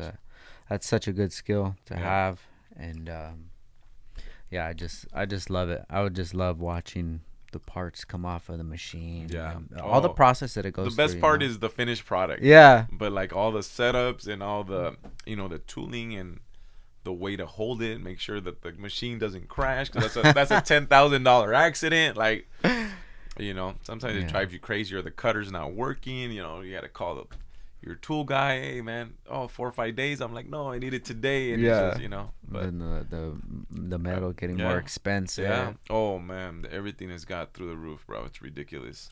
Yeah. I had a machine shop that we were working with, and this guy, he would be on and off his shit. And one time I went in there when he was on his shit. I'm like, bro, the parts are gonna be ready. Oh, he's fucking doing it. Boom! The machine crashed. I'm like, bro, hit me up. Hit me up when you're back. When you're back. Hit me up when you're back. You're gonna end up fucking dying right now. Hey, dude, thank God. Like, I haven't ever had a crash like that. Broken tools, yeah. Yeah. But that's, maybe $100, $200. But a crash, oh, dude. They gotta come. The company's gotta come in. They gotta recalibrate your shit. Like, it's a very expensive mistake. So I'm assuming that's what happened there. Like, I don't know. It's like the worst sound ever. Is that what you heard? Yes, bro. And I was just looking at him. I'm like, bro, this is you're being irresponsible having this dude do this shit. Oh my right gosh, now. dude. Yeah, no, it's definitely not easy. And it's, if you're tired, you know what I mean. If you got like some family pressure, stress, whatever, and one little slip, bro, and you want to cut it 1 inch and you put 10 inches, boom, you know what I mean? Like, be careful. Yeah, you gotta be careful. For sure, bro. So, my dad started it 1990 with my uncle, my favorite uncle, okay. Tomas. Dude, 1990, about January, February, 4 months later, my uncle gets diagnosed with terminal cancer, bro. Oh my God. Passes away October 1990. So literally 9-10 months that my dad and his brother, they were the closest, start this business, because when they came from Mexico, they were working like at a reputable manufacturing company, and their dream was to start a machine shop. Got it. Start the machine shop. 10 months later, my uncle's gone. Man. So now my dad is left alone. I'm 12. My brother's 14. And, like I told you, we're there. And my dad taught us little by little. We brought in cousins. He brought in another brother. And it's always been like a family business. So you've been around it your whole life? Yeah. Oh, that's been around so it cool, my whole bro. life, bro. I learned it from sweeping to, the color coding of the material to, manual machines. Mm-hmm. Like, I don't know if in high school or no, I never did. You never do that? No, they had machine shop. I would like to, yeah. Yeah. So we learned on those. Those are even more dangerous, bro, because you can literally slice your finger off, or that shit. If you don't hold it correctly, that thing can kill you, bro. Yeah. Split your head wide open, depending on the speed you cut and all that shit. We've had horror stories. I mean, I've cut my fingers here and there, a couple stitches here or there, but nothing, thank God, nothing. Yeah. No serious stuff. And then from there, that basis, that foundation, we applied it now when we have CNCs. Oh, okay. If you learn it that way, it's easier. For sure. As opposed to, all right, let's learn CNC here. The fundamentals, you'll learn them, but not that way. Gotcha. I think that's the best way to learn it. But yeah, that's super cool, dude. Yeah. Do you still go over there and you still do work there? Yeah. Oh, that's so I cool. oversee it. Yeah. I oversee it. Yeah. Oh, nice. How many employees do you guys have now? It's just family business. So Okay. yeah, it's only family business. It's at the moment it's 4 of us. Oh, okay. Yeah. Oh, cool. I went to school, just finished graduating as a business administration graduate, congrats, which is man. crazy. Congrats. But yeah, thank you, man. But definitely want to grow the business. Got for you. sure. Yes. Okay, got you. That's a goal of mine. Oh, that's so cool, bro. That's such a great business to be in. Because people are always looking for a reputable machine shop to take care of some work. Yeah, and I mean, I always say that we wouldn't be in business for 35 years if we weren't, Yeah, no, definitely. And to hear the customers say, hey, man, you guys' parts are beautiful. Like, that's probably, like, one of the best feelings ever. Yeah. You know what I mean? So. Oh, very cool, bro. Yeah. Congrats, man. Thank you, man. Thank you. So let's get back to the story. So your brother's locked up. Now you get locked up and you get out on bail. Okay. An OR, actually. Oh, okay. So what's the difference? I'm sorry. What's the difference between? So OR, which I learned there, is your own recognizance. Okay. Meaning that you're giving them your word that they're gonna let you out, but in a month or 2 months later, you have a court date. You're gonna show up to the court date. Okay, got you. And which was a long shot, no pun intended. But so when I got locked up, right? So my brother got locked up Thanksgiving 2002. Okay. Yes, 2002. I get locked up literally 1 week after that. So now I'm 2 weeks in the county jail. And I'm looking at 5 years in prison. I have my court date come up, and the public defender comes out. And he's like, "Well," he goes, "Well, you're looking at 5 years," and I go, "But they're not even mine." He goes, "Well, are you willing to say they're your brothers?" I said, "No." He goes, "Well, we're gonna go in there. I'm gonna ask for OR, but don't get. I wouldn't get your hopes up." And I remember we went in there, and it was literally like 2 weeks. I spent 2 weeks, so it was like a week or something like that, 10 days before Christmas. And the public defenders, talks on my behalf. Then the DA's like, "Your Honor, he's in the possession of a controlled substance with intent to sell. We see him as a menace to society," and all this stuff. And I'm like, fuck, man. And dude, as God is my witness, the judge looks at me and says, "Mr. Catalan, I'm going to take a chance on you, and I'm going to let you go on OR." Bro, I was like so fucking happy, man. And even the public defender, I'm like telling you, was like surprised. So I was released and was able to spend that Christmas with my family, which was, I was fucking happy. Yeah, your daughter's very young. Yeah, they're young, but they have. At this point, it wasn't as serious. It was just away for 2 weeks. So I get out, right? And I start talking to these attorneys because I didn't like this guy's, description of me going to prison for 5 years. So that's when I started talking to attorneys. And I have a cousin, Carlos, that always bragged about a lawyer, man. Always. And we'd hang out, smoke and, barbecue drink. And, he would always, I don't know why. We don't know why he always talked about him, dude. And we're like, nobody needs a lawyer, man. Did he get him out of some shit or something? Or? No. Like, my cousin Chuck was just like, I don't know. He looked up to him. Yeah. And he would always, because he was like a big smoker. And he's like, dude, I know that fucking Todd smokes weed. And I'm like, how do you know or what? Dude, his eyes and all this shit, we were just like, all right, dude, laugh and whatever. And when I didn't like all the answers that I got from, I talked to like 3 attorneys. I remember I called my cousin. I go, "Hey, dude, what's that guy's number that you always talked about?" And he gave me the number, bro. And I met Todd for the first time ever. I'll never forget it, dude. He goes, "Yeah, come to court. Bring me the Todd, he's always bring me the deposit." Yeah. And met him in a courthouse, and dude, as soon as I saw him, Kool-Aid smile, confident as fuck, dude. I felt like I'm good. That's how I felt, and it was just for the drug case. Yeah. And I felt that when I, retained Todd, I'm like, all right, cool. Now we can focus on my brother's case and see what we can do there. And that's when me and my dad, my brother was being fucking stubborn that, you know, Alex Kessel, this is the guy I want. You know, he's the man. And we went to go talk to him. And fucking, yeah, it's going to cost $47,000 or whatever it was, something like that. And, you know, my dad had to put his house up for sale and got it to fucking paid this fucking guy. And a lot of the times, fucking, he was only sending like his apprentice. You know, I'm like, hey, dude, what the fuck? Yeah. You know, there was even mistakes that we believe were made because he was in prison and this fucking guy was going up against the fucking DA and the LAPD, and he was a fucking rookie. Got it. You know, and we were just like fucking, we were mad. Yeah.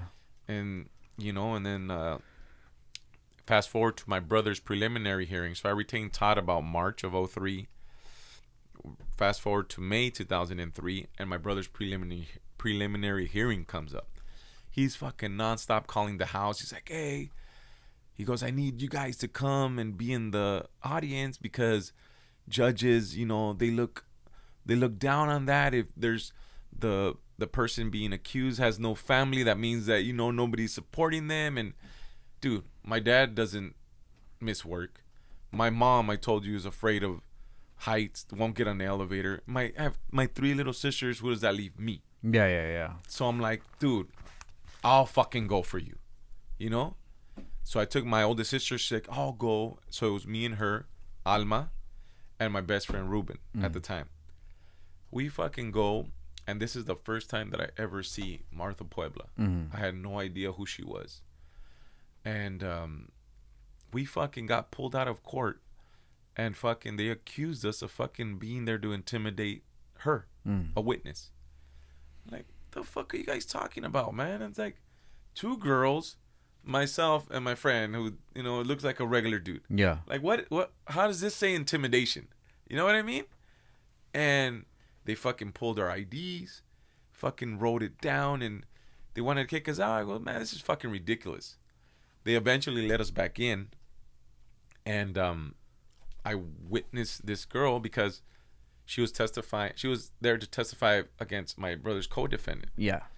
And, you know, nothing to do with my brother, bro. My brother and I, we never knew or never saw her till that day. And one thing that fucking his attorney, that I'm glad he did at least, was just as court was going to wrap up, he stood behind him, put his shoulders on my brother, put his hands on his shoulders, and said, Mrs. Puebla, do you know my client, Juan Catalan? And she looked at him and she's like, no. That was it. That stayed on the record. So we leave that day. Dude, 2 weeks later, she gets murdered. My friend who was with me in court, fucking, I remember because he would always come, hey, dude, let's go play basketball. Let's go smoke. Let's go have a beer. And this day he pulls up. He's fucking, looks like he fucking saw, I don't know, fucking ghost. Like his facial expression, and he's always joking around, always laughing, bullshitting. And this day was like, fuck's wrong with you? And he fucking hands me the paper, and it's fucking right there. Murder, witness to murder is murder. And I was like, oh shit. But I didn't put 2 and 2 together. And he's like, this is the girl that we saw testify. And I go, what the fuck? He's like, they took down our information. I'm like I just kept, you know, like, oh shit. And then I'm like, wait. I go, no, this can't be. Don't worry about it. I said, there's no way. Because I'm innocent. We're innocent. 3 fucking months later, bro, I get arrested for this shit. So it was 3 months? It was that far? Yeah. Oh, shit. May 12th was the day she got murdered. I got arrested August 12th. Exactly 3 months later. Wow. Yeah. Damn. So in between that gap of time, did it already just go out of your mind? I had zero clue idea what was coming. Oh, nothing. My God. I was blindsided. Completely blindsided. So before we go forward, thinking back to the day when you were in the courthouse. Yeah. Do you feel like there's any way they could have got it misconstrued that you were trying to intimidate? Like, where did that even come from? Well, yeah, but that didn't make sense because their theory was I killed her to help my brother, but she wasn't in my brother's case. Gotcha. She had nothing to do with my brother's case. The other murder That's what she was involved with my brother's co-defendant. So there was no relation to it. But why would they think that you were trying to intimidate the witness? Do you remember like looking at her or anything, any sort? Dude, I didn't. The only thing I was there was to support my brother. Yeah. That was the only thing. I never thought about that or nothing. I wonder if they just fuck with people like that. I'm pretty sure. Yeah.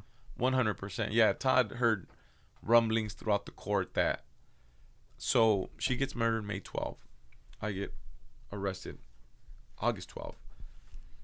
Between those 3 months, you know how bad the LAPD looks when a witness to a murder is murdered? Got you. Okay. Now that all makes sense. So Todd heard rumblings in the court that at the time it was Chief William Bratton. I don't know if you remember that name. No.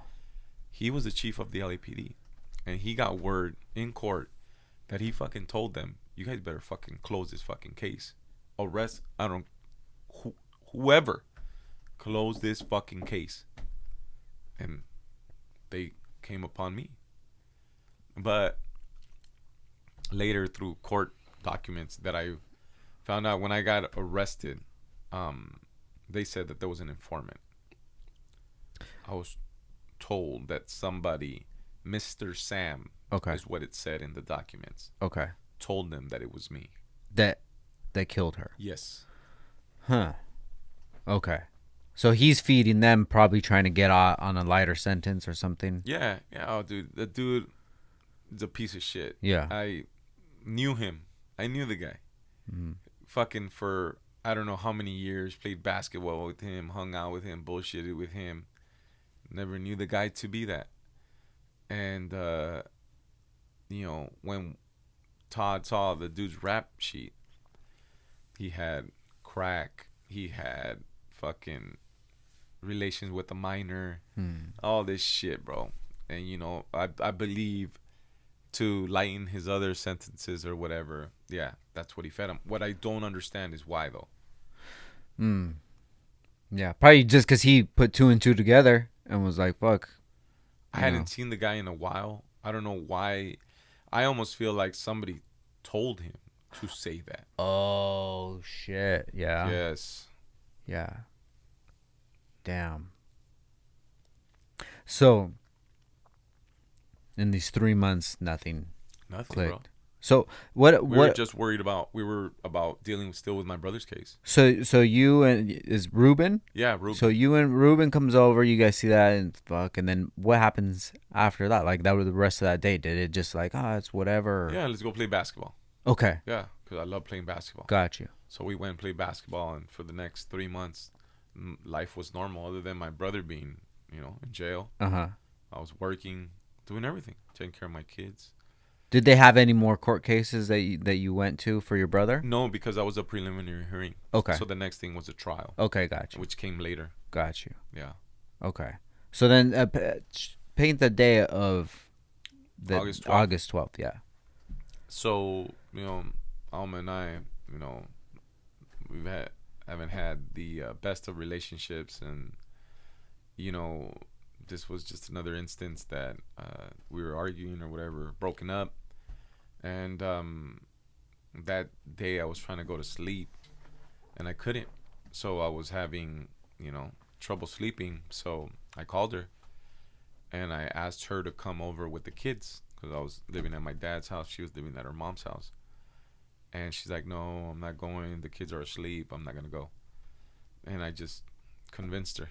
I just was persistent, and she said, "Oh, Mariah, the youngest daughter, Mariah just woke up. If you want to go with her, and I'll leave Melissa sleeping with my mom." I go, "Thank you." So she comes over.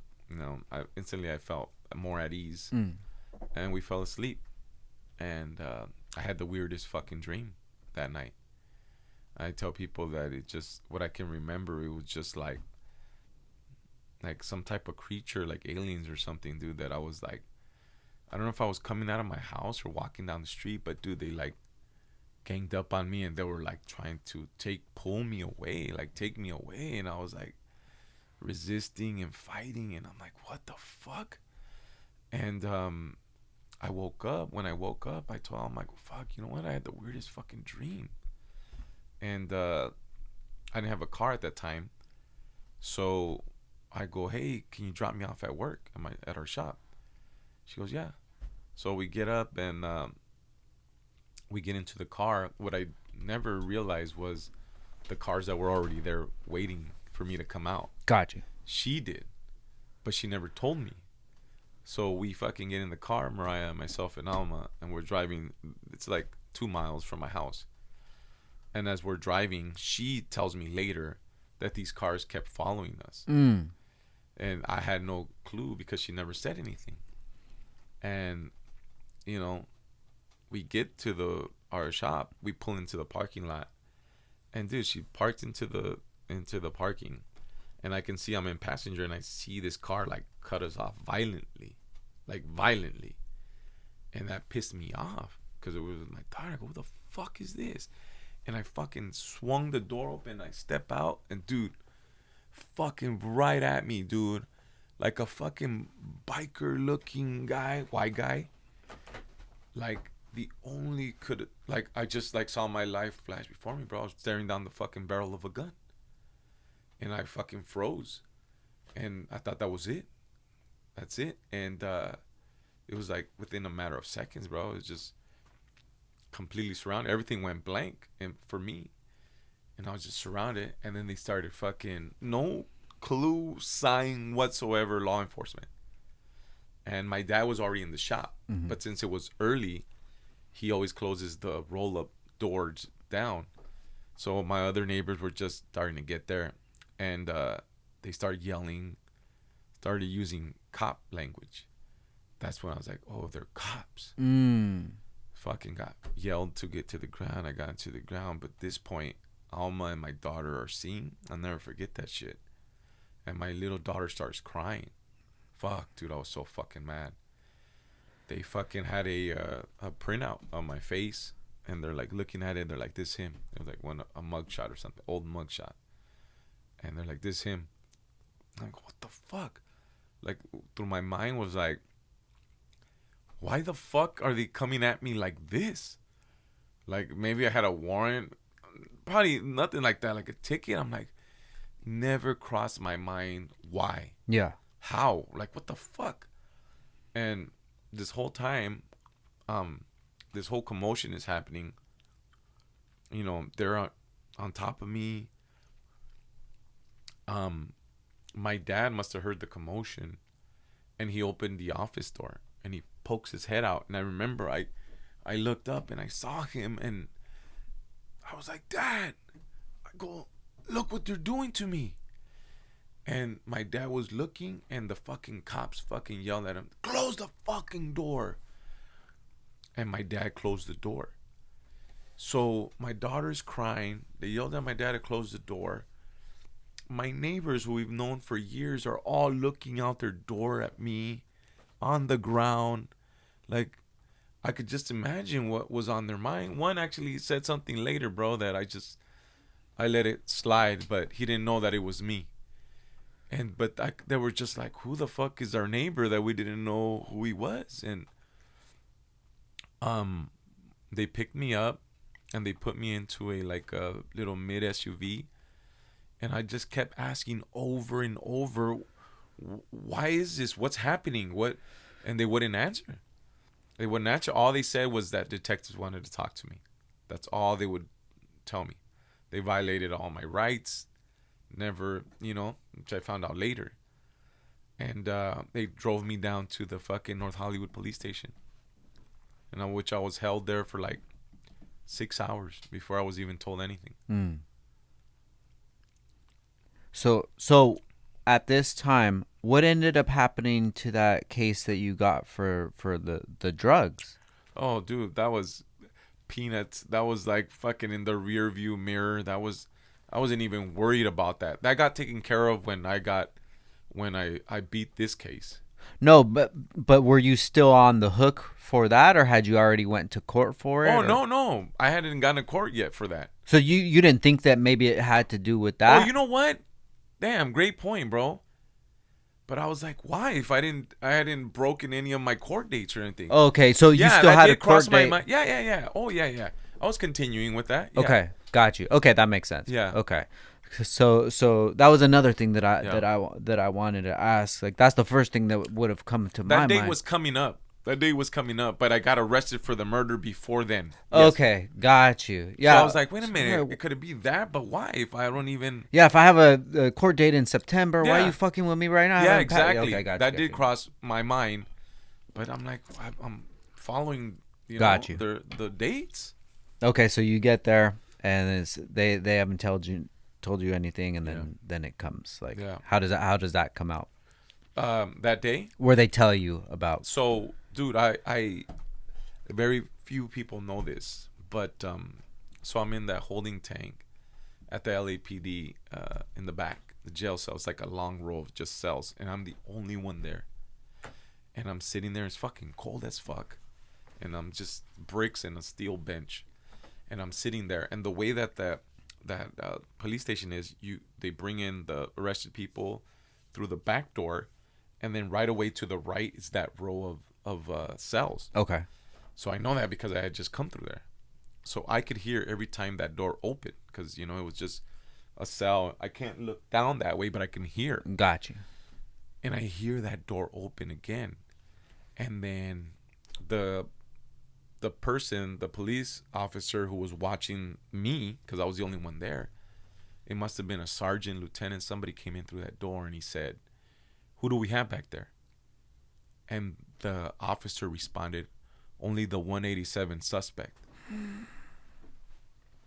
Bro, my fucking heart dropped because I'm like, I'm the only one here. 187 suspect? I go, what the fuck? And right away is when it all came back to me about Martha. I'm like, are they fucking blaming me for that shit? And I'm like, wow. So, bro, honest to God, like, I don't know if that was divine intervention, what could have been, because that got my mind ready for what was about to come, which was that fucking interrogation. Got you. So they were probably going to try to blindside you. Yes. And get you to say some shit. Bro, I don't tell anybody that. Very few people know that shit. Yeah. So when I was taken in there, I had heard that. So when I was just like, hey, what's fucking going on here? And all this shit and fucking, we're going to tell you, they try to build rapport, where'd you work? Where'd you go to school? What color are your eyes? All this bullshit to try to, establish some type of, we're the good guys, talk to us and all this bullshit. And they finally hit me with it. And they're like, you're being arrested for the murder of Martha Puebla. And I just stood quiet. I stood quiet because I'm like, wow. Like, you called it. Yeah. Fuck. Yeah. So what about your friend Ruben? He didn't have a record. Did they have no reason to go after him, or he had a record. He had a record probably bigger than mine. Did they ever talk to him? They went and raided his house. Oh, they did. Yeah, they went. They raided his house, so they found some drugs and nothing big. He didn't. Okay. They did arrest him. Now that I remember, he only did like a week or two. They only charged him for the drugs. For the drugs. That was it, like personal stuff. But did he know why they were raiding him? Yeah, because he found out that I was arrested. Okay, gotcha. So he figured, you know what, they're probably gonna come and hit me too. But the reason that I was arrested, again, like I told you, their fucked up theory was that I did it to help my brother. To help your brother, yeah. Which was bullshit. Yeah. Because it wasn't true. Yeah. Make it make sense first. Shit still blows my mind. Like, these are the homicide detectives that LAPD has? Yeah. Well, it makes total sense now that you say this. You paint the whole picture of them having this 3-month gap of no progress being made. It makes them look bad. And I can only see them just being like, what do we have? Who can we pin this on? Who does this make sense? Yeah. Oh, well, the brother. Oh, yeah. So damn, maybe when they pulled you out of court, Damn, I wonder if they do that kind of shit just to have it like oh, just in case. I think just so. in case we have this person that we could fuck with, and maybe I think it'll so. turn into something. Yeah, because look at my intention was that day to go and support my brother with my sister, with Alma, with my friend. But again, none of us looked intimidating, bro. You know what I mean? 2 females, two dudes, like, you know, we're not fucking, you know. Yeah. You know what I mean? Yeah. It's So like a random screening. Yeah. Like, well, maybe we could fuck with these guys. Yeah. Well, at least we have his information. Yeah. In case he gets into some shit in the past or in the future. Yeah, I think so. We could put this on him too. God damn. So then they tell you that for the murder. Marta Puebla. And then what goes on from there? So, you know what? I was just processing it, like, wow, this is really happening. And this whole time, like, they're talking, bro, and I'm not listening. And finally, when I snapped out of it, they're like, why'd you do it? And I'm like, hey, stop saying that. No, you did it. I go, I didn't fucking do it. I go, they're like, and then they were started putting 6-packs in front of me, and my face on 2-3 of them were circled, and there were like statements on there. 6-packs meaning 6 different pictures 6 different of 6 pictures different people with my face circled with statements under, like, this is the guy I saw shoot my neighbor. One in Spanish. Este es el que mató a la muchacha. Like, all this multiples. Shit. Yeah, multiples. And I'm like, this is impossible. Like, how? This is impossible. You know, if you tell us, we'll tell the judge to take it easy on you. And I go, stop fucking saying that. Because he started saying it so much. And I yelled at him. I go, stop fucking saying that. And I go, I didn't do this. And they weren't listening to me. And then one thing that I remember too was the lead detective, Martin Pinner. He fucking Pindick, as I call him. He was the one that was leading the investigation. The other guy was Hispanic, Juan Rodriguez. The whole fucking time this guy's grilling me, and I could still see this fucking guy's face, like, of in disbelief. Like, he knew, bro. Like, he knew that it wasn't me. And I remember looking at him, and I was like, I told him in Spanish, I go, por favor, ayúdeme. And he's like, oh. He like snapped out of it. He's like, oh, no, you did it.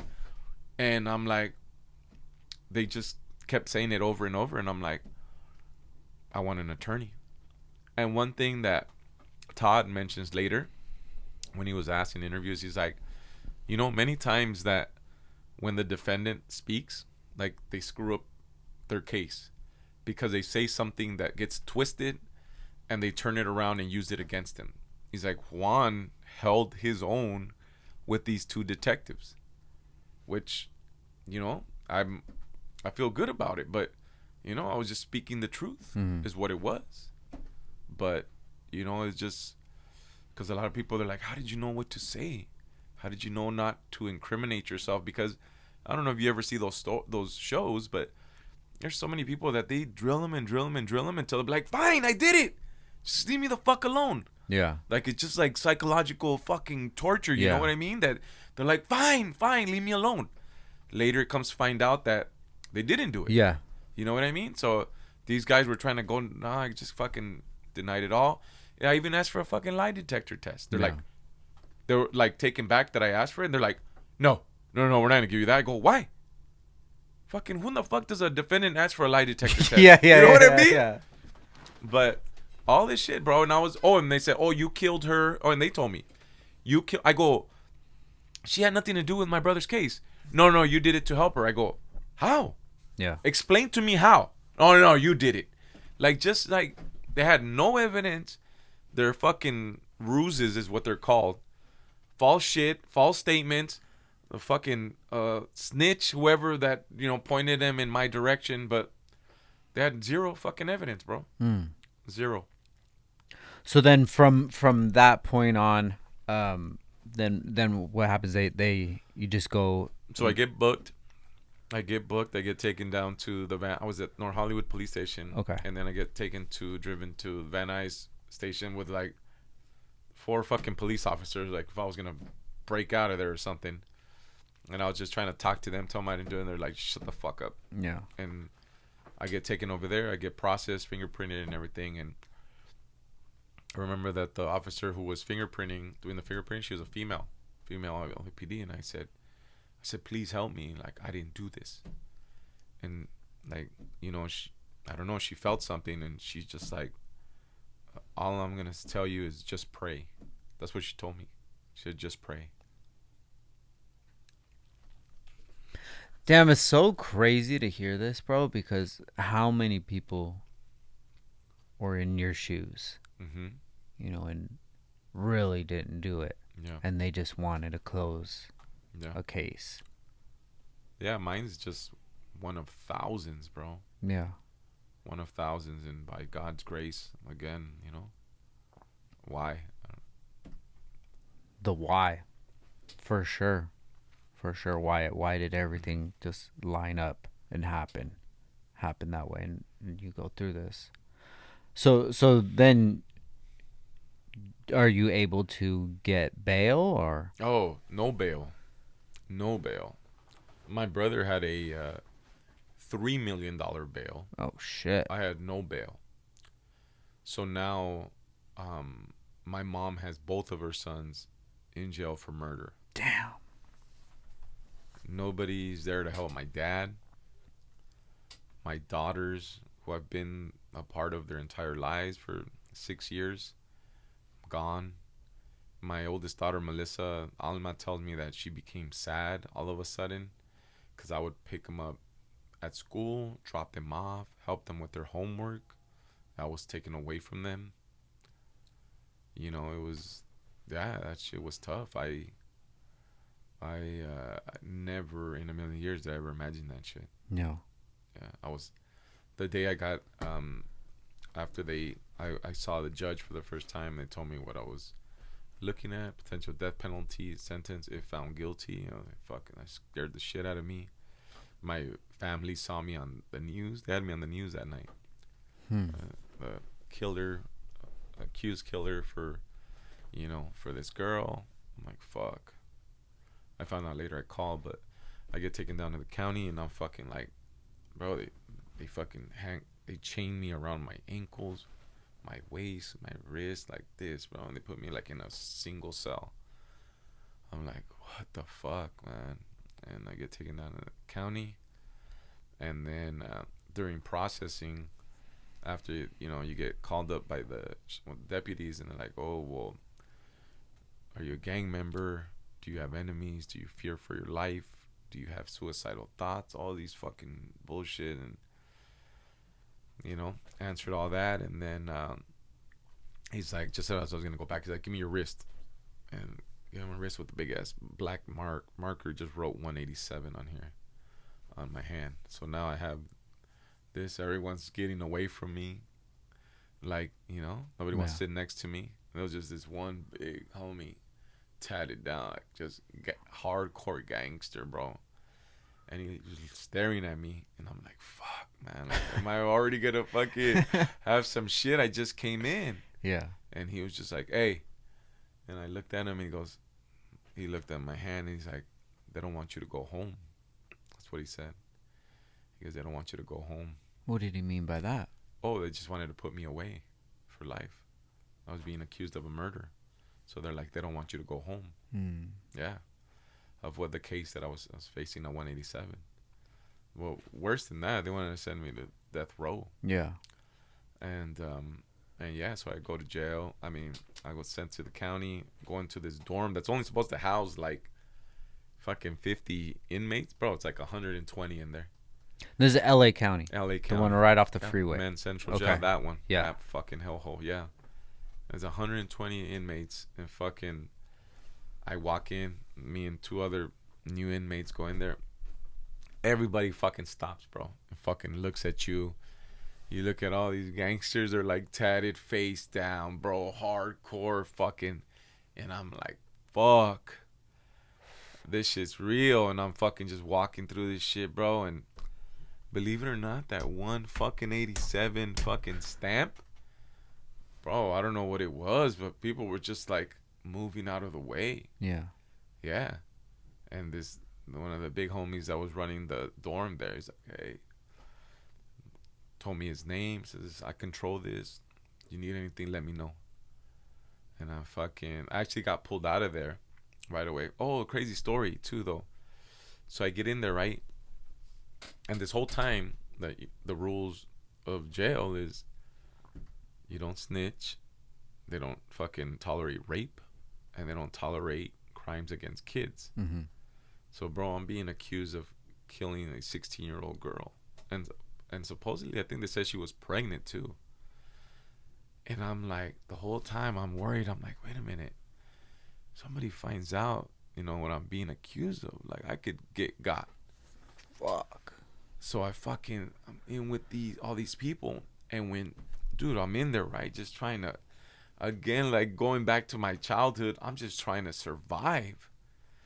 And, bro, the trustees, you ever been in jail? No. Oh, thank God. There's trustees, inmates that are like low crimes, petty stuff, that have like 30 days, 60 days, something small. And they pull them out into the hallway, the deputies, and then like, hey, run this errand or take this and do that. Just small stuff around the jail. But they can see all the information of like the deputies. If they have it, they walk away from the desk, they can look what's there. So this one trustee, as soon as we get there, bro, he comes to the dorm. It's like a door. It's like a solid wooden door and like 4 bars, like, I don't know, 12 by 12. Okay. And he comes to the door and he's like, hey. He calls over the shot caller of the dorm. He's like, hey, I got some info. One of these guys is bad. Bro, my heart dropped. You heard it? I heard it, bro. I go, fuck. Already? Like, what? Because we just got there. Bro, like, my mind was, like, spinning. I'm in there for murder. Then this shit happens. Bro, I couldn't, like, I was going crazy. We get called out to the chow hall, which is, like, literally you come out it's, like, literally around the dorm. We go there, bro. I couldn't even touch my fucking food. The food is disgusting, first of all. I couldn't even touch it because I was worried about this shit. Oh, and the guy's like, after dinner, I'll bring you the name. Bro, my fucking heart dropped. Like, I couldn't yell. I couldn't shout. I couldn't do shit. And, dude, I'm just like, wow. Like, thinking like, fuck, I just got here and I'm done already. And, dude, God is my witness, man. We go back into the dorm, bro. That trustee got caught looking in the deputy's shit. They fucking grabbed his ass and fucking pinned him against the wall, bro. They fucking handcuffed him and took him down to the fucking hole. He was never able to come to fucking tell the shot caller who the guy was. Which was you. Bro, I was like, dude, I couldn't believe it, bro. I shit you not, man. And I survived that one, which was day 3. They pulled me out that night, and I'm like, where am I going? Oh, you're going to High Power.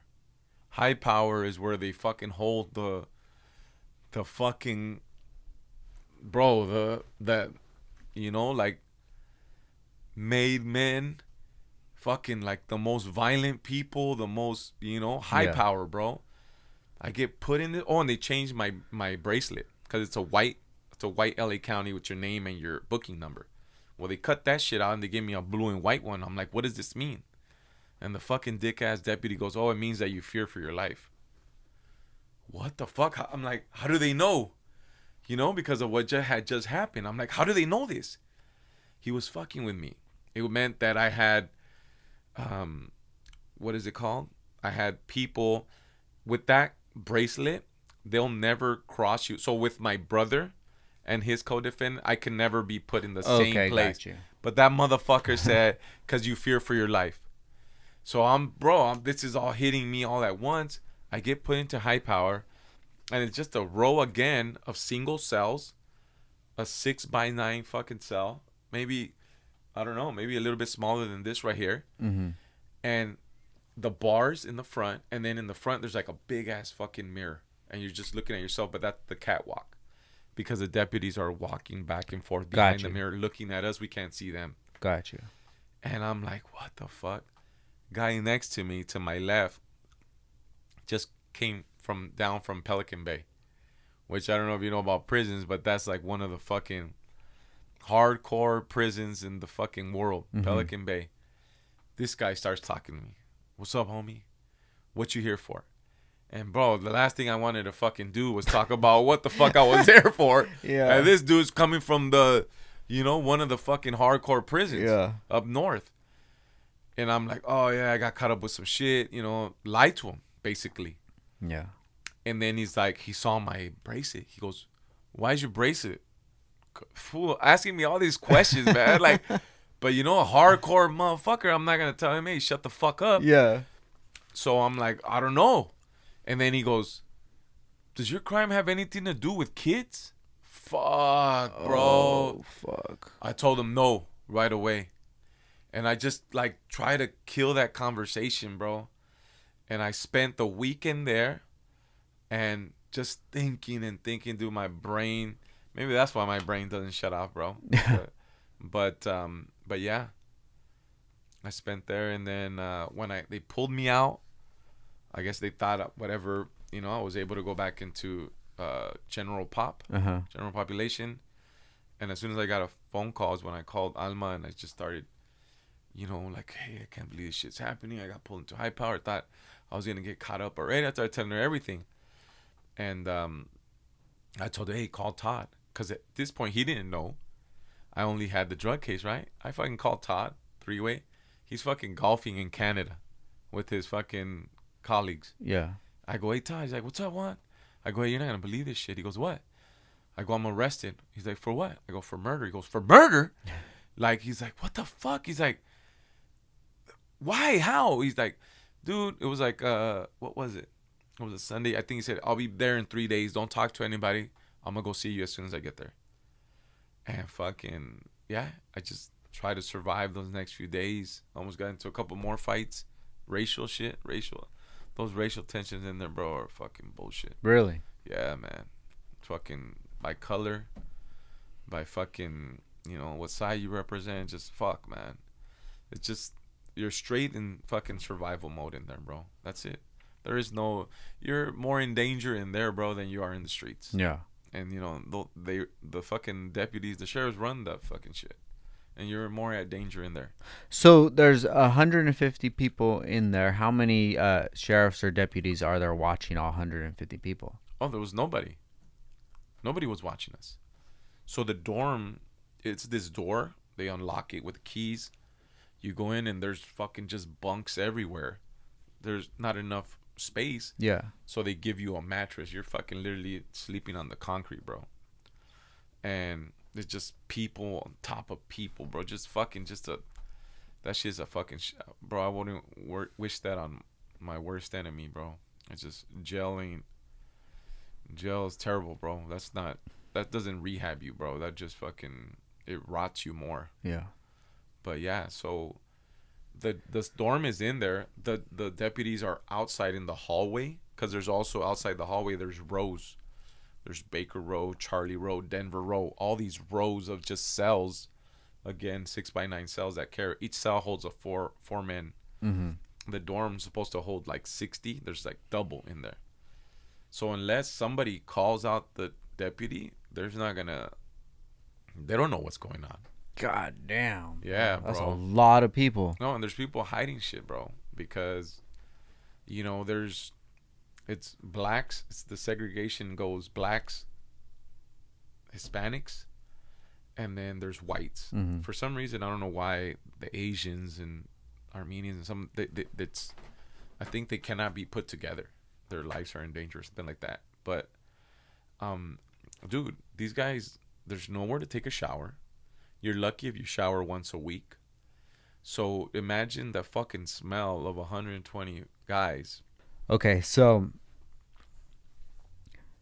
You're waiting for Monday to come. Yeah. For Todd. Yeah. To come through. At this point, over the phone, you told him there was murder, but did you go over more of the details? No. Okay. No. He's like, because you're in jail, I'm in a jailhouse phone. Yeah. So there's people next to me. He knows.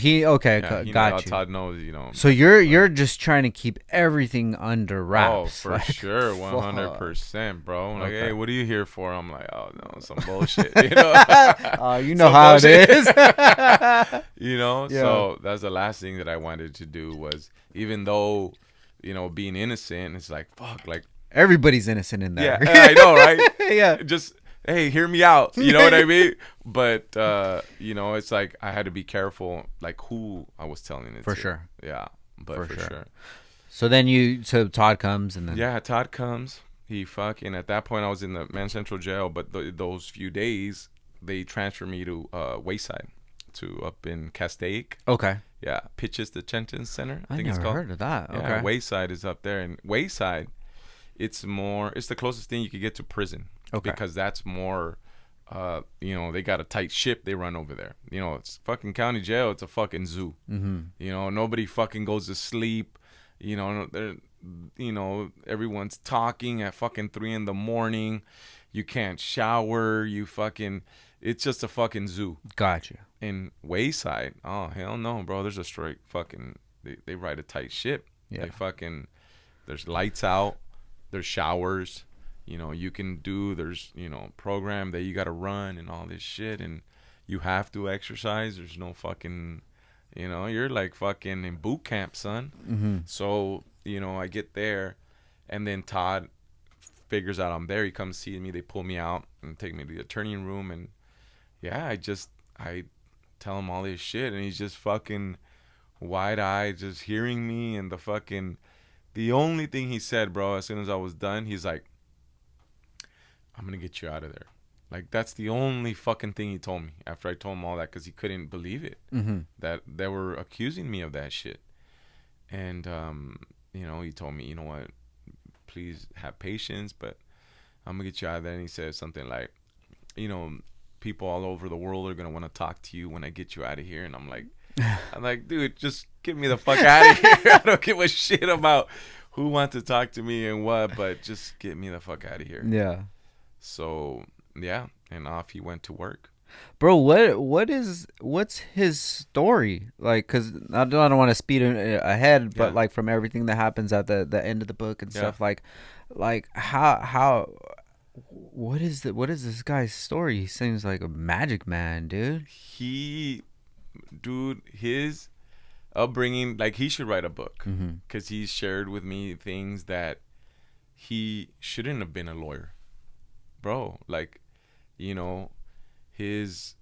was like a mistaken identity or some shit, and he received like better grades than he should have. Okay. So he got fucking he was allowed into like a better school and all this shit. He wanted to be like a veterinarian or something. I'm serious. Oh, shit. He loves animals. He fucking loves animals. His house is like a zoo. Yeah. I take care of his house sometimes. He got fucking chickens, dogs, cats, fucking rabbits, like all this shit. And I thank God that he was fucking an attorney. And he's an amazing dude. Not only is he an amazing attorney, and the fucking, the stereotype about lawyers that they're blood sucking fucking vampires, like, like my brothers. Yeah. I'm telling you, like, Todd's like, he fucking does what he's supposed to do. Like, he does his job. Yeah. You know what I mean? I wish we fucking had more of that shit in this country, bro. Like, especially about government. Like, just do your fucking job. Yeah. And, he gives you your money's worth. That's for damn sure. And not only that, dude, he's even a better human being. That's amazing. He doesn't see colors. He doesn't, like, I'm telling you, man, this stranger that, it's just after the case, and I was, out, not to speed ahead, sorry, but no worries. I was kind of sad because I was like, my story with him ends. You know what I mean? Got you. Yeah. Like, I'm not gonna talk to him anymore, and it was complete opposite. Damn. He invited me to go talk to his colleagues and stuff, but so what is his last name again? Melnick. So he's still an attorney now? Oh, dude. Fucking one of the best. Todd Melnick. Okay, cool. Law offices of Todd Melnick. He's in Woodland Hills. Okay. Yeah, like I said, I was reading the book earlier, and I was like, just curious. Like, oh, let me see if he's on Instagram. And I found him. I was like, all right, let me add this guy. Yeah. Just in case. He needs to do more. He needs to do. He needs to do more promotion. But yeah, he's on there. Oh, awesome, bro. Okay. He just actually got crazy. I don't know if he put it up on his. I think he did on his social media. Some guy got accused of murder. His girlfriend had a daughter. He was, I guess, the stepdad, but the mom was like abusing the poor child, and I think so much that the child died. Oh no! So they accused this guy. This guy spent 2 or 3 years in jail, and Todd just got him out, bro. Oh, I shit you not. News up north, Sacramento or something. And I'm like, dude, mine. And then he got this other guy off of, like, from international person came here, got accused of murder. Todd, bro. But, you know, he's like, you know, I don't know, man. I like I said, God places these people in my life that you know, that were meant to be there. And, you know, he's one of them. Damn. Shout out to him, bro. Yeah, dude. Todd Melnick. Awesome. I love that guy. My brother from another mother. That's awesome, bro. Yeah. So he comes in. You tell him the court case. He tells him that he's gonna get you out. Okay. Yeah. So you're at this time. You're in Castaic. Yeah. Okay. So then what ends up happening after that? So, you know, I spent pretty much 6 months in jail. And how were you able to keep your like your paperwork under wraps, or did that not matter at that time? So. Well, the one thing is, I guess they can only see the charge that you have. Mm-hmm. So mine was 187. Okay. But they can't see the details. Got you. Okay, got you. You get me? Yes. So, bro, I was in there with, you know, with killers and fucking, you know, carjackings and fucking, you know, assaults with deadly weapons. Just like, bro, I was in it, man. And, you know, to my neighbors, the guy on top, the guy on the bro, I was in it. I was just in shit deep. Are you having conversations with people, making friends, or what's going on? The least possible, but there was one guy that I really found confidence in. Cuete, man, the homie. Shout out to Cuete. I think he's a rapper too. Really? But yeah, Cuete Yeska, I think is his name. Okay. And that's a rapper name right there. Yeah, I love think that. So. Yeah. And man, I don't know. I fucking bonded with this guy. And I ended up telling him what it was. And he's like, hey, homie, I got your back. And dude, fucking solid as they come, man. And, you know, me and him, you know, he was there only for like a violation or something. So he was only there for like 90 days. But I was able to, half of my time went with him. And I would work out with him. We would do spreads, like eat together and fucking... You know, we're boys, man. Yeah. And it was only for 3 months, but thank God that I met him because, you know, that was, you know, without him, I don't know what would have happened. Yeah. And then a couple other homies after that, you know, that were there for a long time too, that I kind of got, you know, familiar with, and little by little, very few people knew, but, yeah, man, I got into a couple of riots. You know, there's, there's a story in the book where I wrote about the, you know, I had two instances that I called home to say, I love you guys, pretty much as a goodbye. Because you knew it was coming. Because I knew it was over. Yeah, on the side, separate from the first one. I don't even write about that one in the, or actually I think I did. I did write about that one. Yeah, that one, yeah. And, you know, this other one that the racial tensions were just like, bro, they were just fucking so thick you could cut through it. And I just called and I said, you know what, this is, and the homies were saying like, hey dude, could be bad because they had 30 shanks. We had 30 shanks on our side. Mm-hmm. And then after all went down, they fucking, at the last moment possible, I don't even know how that even happened, they rushed the dorm, like fucking riot gear on and everything, and fucking took us out butt naked, stripped us down. Fucking end up finding 57 shanks. Damn. We had 30. That means they had 27. Yeah. You know what I mean? So fucking shit was just gonna be bad.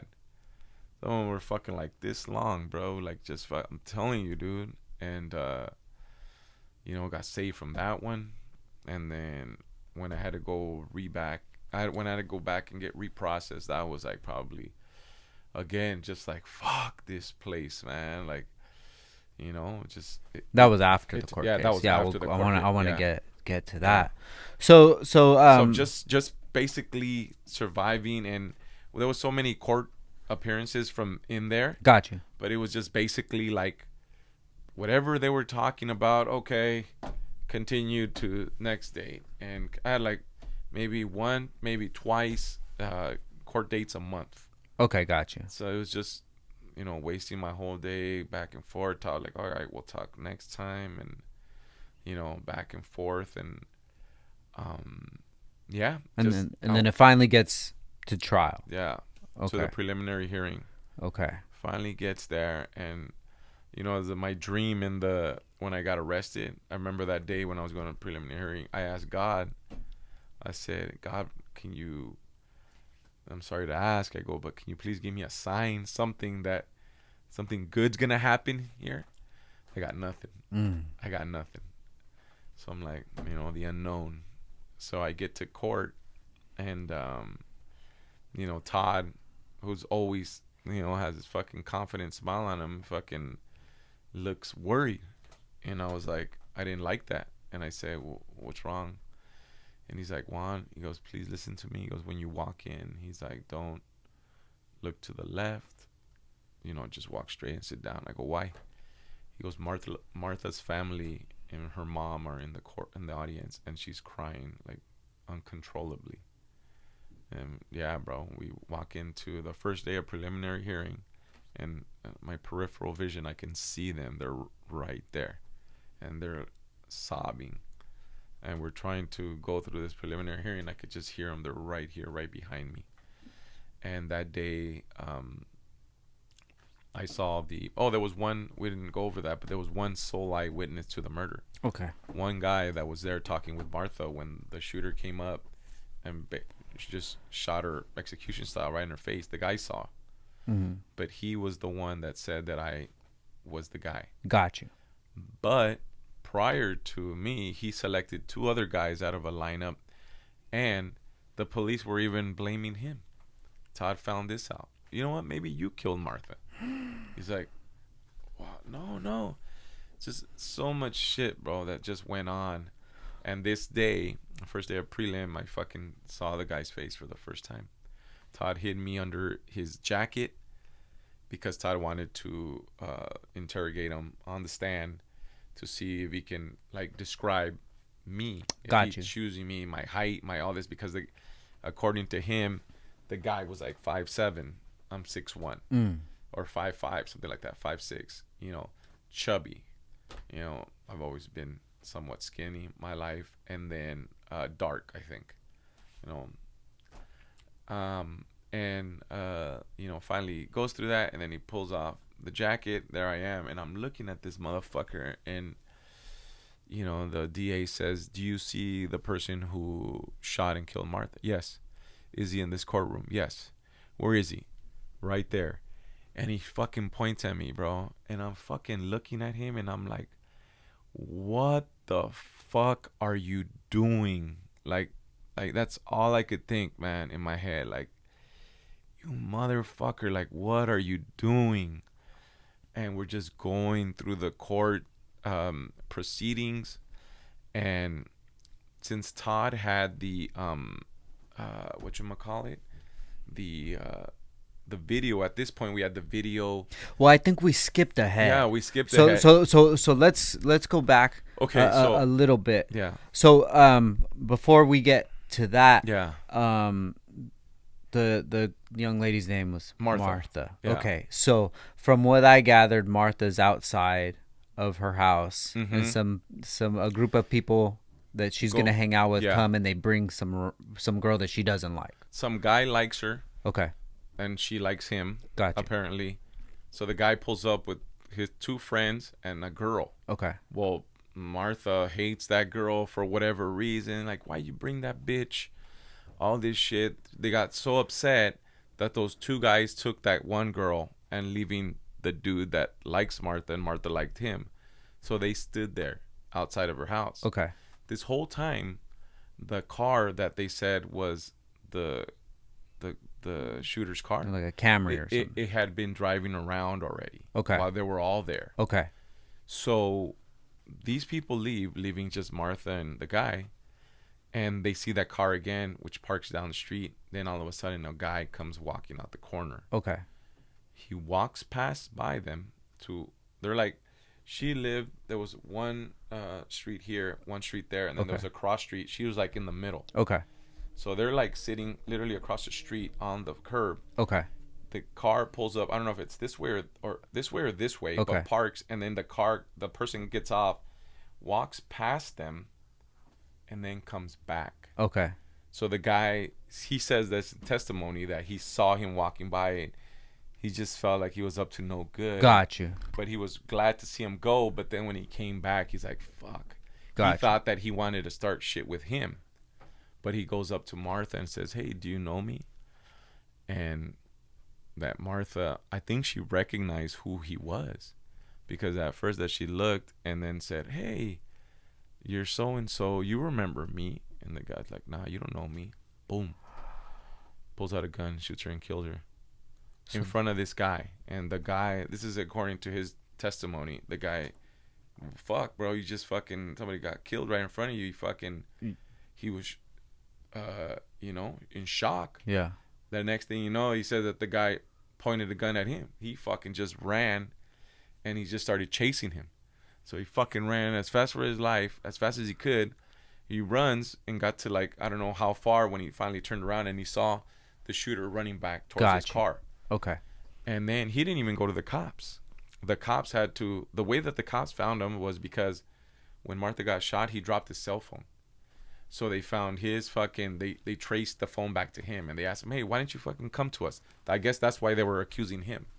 Got you. Okay. Yeah. That makes sense. Yeah. And so they interrogated him. They told him, hey, well, who are you? And, he was, he worked at a company. He was here illegally. And then he worked whatever for his boss. It was his boss's phone and all this shit. And then, so they were initially accusing him, but that didn't come out. Todd found that out. He discovered so much shit. And then I guess ultimately with that, the snitch, and then with what Todd said, he heard some audio that he was forced to choose me, bro. Got you. Okay, cool. Okay, this is all making sense now. Yeah. So then Todd, he comes, sees you on that Monday. Yeah. Takes on the case and then starts digging. Somewhere along the lines, you guys come to the conclusion that you were at a Dodger game on that day. Yes. Okay. Yeah, that's the part that we. So let's get to that. So in the time where I was talking, when I got out of High Power and all that, when I was talking to Alma, like, I can't believe this shit's going on and all this shit. And we called Todd. And just our conversations was, I think she asked, what day was it?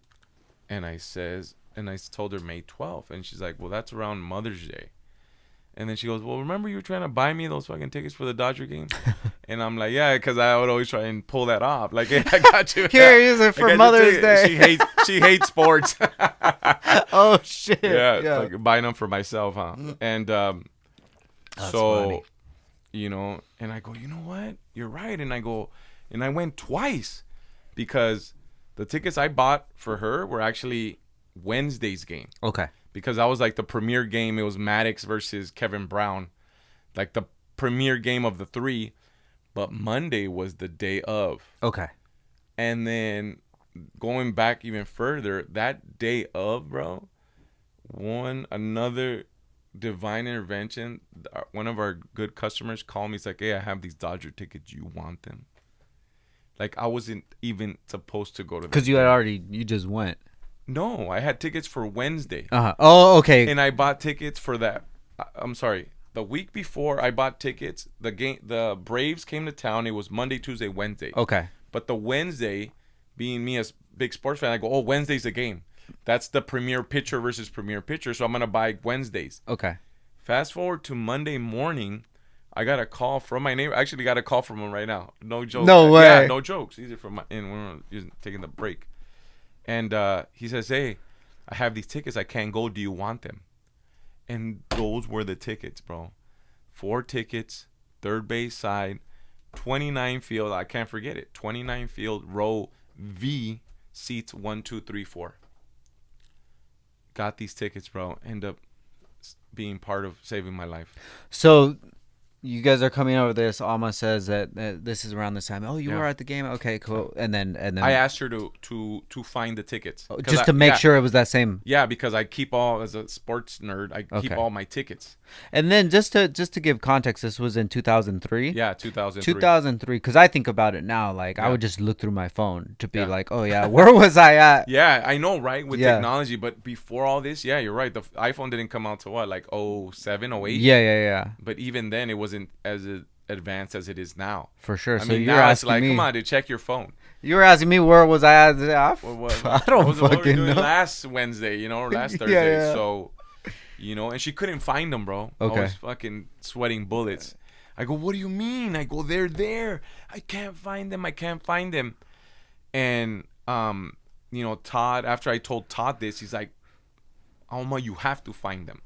So she fucking turns the fucking apartment over, and, lo and behold, they were tucked into one of, I think, the kids' dressers in the top. It was like an envelope. Shit. And he's like, don't touch them because it would have my fingerprint. Todd just thinking as a lawyer. And we confirmed that it was that game. I go, Todd, you know what? I think I was on camera that day. What? What do you mean? I go, dude, I was there and they were filming something. I don't know what it was, but I think it was Super Dave Osborne.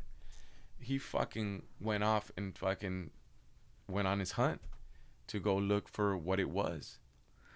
Wow. So then he went to Dodger Stadium, and then they had like a media section. He tried to call. He wasn't getting very far. He finally got to the legal department and explained to them the severity of the case. And I guess they invited him over to look over things. So so I got this client. He's being accused of murder. He's innocent, this and this and that. And they're like, you know what? There's probably not a good chance you're going to find anything here.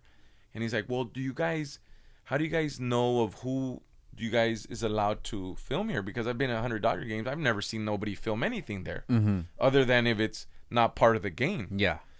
And he's like, oh, well, we have a book. So they took him over to media relations. They have this book, and they start going through it. All the pages are blank, bro. They're all blank. It wasn't until May 12th, boom, there it is. It had some weird name and a phone number there. So Todd, this is the day. Gets the number, goes back to his office, calls it HBO. Bro, comes to find out that it was fucking Larry David and Curb Your Enthusiasm filming that day. Wow. Yeah, man. That's insane. And I told him, dude, I walked in front of the camera. I had Melissa's hand. I walked down. I told him, I'm on camera. And fucking had to go down. Dude, it was hard because he called them up, explained them. And they're like, wait a minute, wait. So he talked to Tim Gibbons. Amazing. Shout out to Tim. He relayed all this information to Larry David. And Larry was like, you're telling me that, some guy's accused of murder. He's innocent. And he's on our outtakes? He's like, yeah. He's like, whatever. Let him go through it. Gets invited down to fucking their studios, and nobody sees that fucking shit, dude. Because Larry David is that type of person that he doesn't allow no one to view that except them. And Todd is now in a freaking film room going over these outtakes. Like he said, it was 5 or 6 tapes. The first 4 or 5, he didn't see shit. That it wasn't until the last one or second to the last one that he fucking there he is. Dude, there I was walking down the aisle with my daughter. Crazy, man. I cut him off. I was hoping that because, they were saying that and part of the documentary, the guy, forget his name, but he's these are paying customers, which they're right. Yeah. We can't hold them back from their seats. But dude, I saw nobody going through those. And if you look at the videos, you tell me who's walking there. Nobody. Yeah. So I'm like, my daughter wanted snacks, so we get up, go get them. There was nothing there when we left, but when we come back, they're blocking our aisle. And I'm just like fucking, like, oh shit, a TV, let me get in front, like joking around. And I grab my daughter and I try to like sneak through. He's like, hey, do you mind waiting a minute? I'm like, oh yeah, no problem. You know, I just messing around. And as I'm standing there holding my daughter's hand, like the guy is like squatting down, and I just saw him like out of my corner of my eye, my peripheral again. He like looked up at me, he looked at my daughter, he's looking up at me, and then he goes, hey, go ahead. Like if somebody told him. I kid you not, man. And I'm like, are you serious? Wow, I thought, how cool is this? I grabbed my daughter's hand and I walked down the aisle, and it happened. This is how I know it was weird, because Larry David was coming up, so that was the shot. He let me in when they were supposed to take that shot, and Larry got bothered because he was walking up. I'm like, oh shit. And I grab my daughter and I go into, we had row V, so what is it? What X, whatever that is, like few down. He saw me and he's like, he did this shit, like, and I was like thinking like, oh, sorry. Like I was just hoping that dude that let me in, the PA, didn't get fired, bro. Yeah. For letting me in the shot. Yeah. There he did it. He even like almost came to my aisle and he was just like, you know, like out of frustration. Yeah, man, that was crazy. And the crazy thing about the documentary, of all these messages, if I just point out that everybody gets something different from it. And some people wrote to me, like DM me, and said that they now believe in God, that they weren't religious before, but they now believe it. And that when Larry David goes up to where I'm telling you and he gets pissed and he like throws his hands up in the air, one person told me, hey man, it's like if God was saying you're safe. And I was like, wow. Damn. And then someone else, because he becomes like a shadow at that point. You can see him, but when he comes up to like, then it's dark. And then somebody else said, look, it's Jesus. Yeah. Like on the thing, bro, like wow. Like damn. Crazy. That is insane, bro. Yeah. There's so many things where now that you look at it, you're like, wow. Something told that guy, hey, let this guy and his daughter go through. Yeah. That's the only clip, right? Yeah, the only clip. Damn. So you have that. I'm sure you guys are feeling like, well, this is I'm good. For sure. When Todd found out, he says that Larry David, how cool is that? That, you know, he was there for like an hour, didn't see nothing, that he was just like, you know, getting bummed out.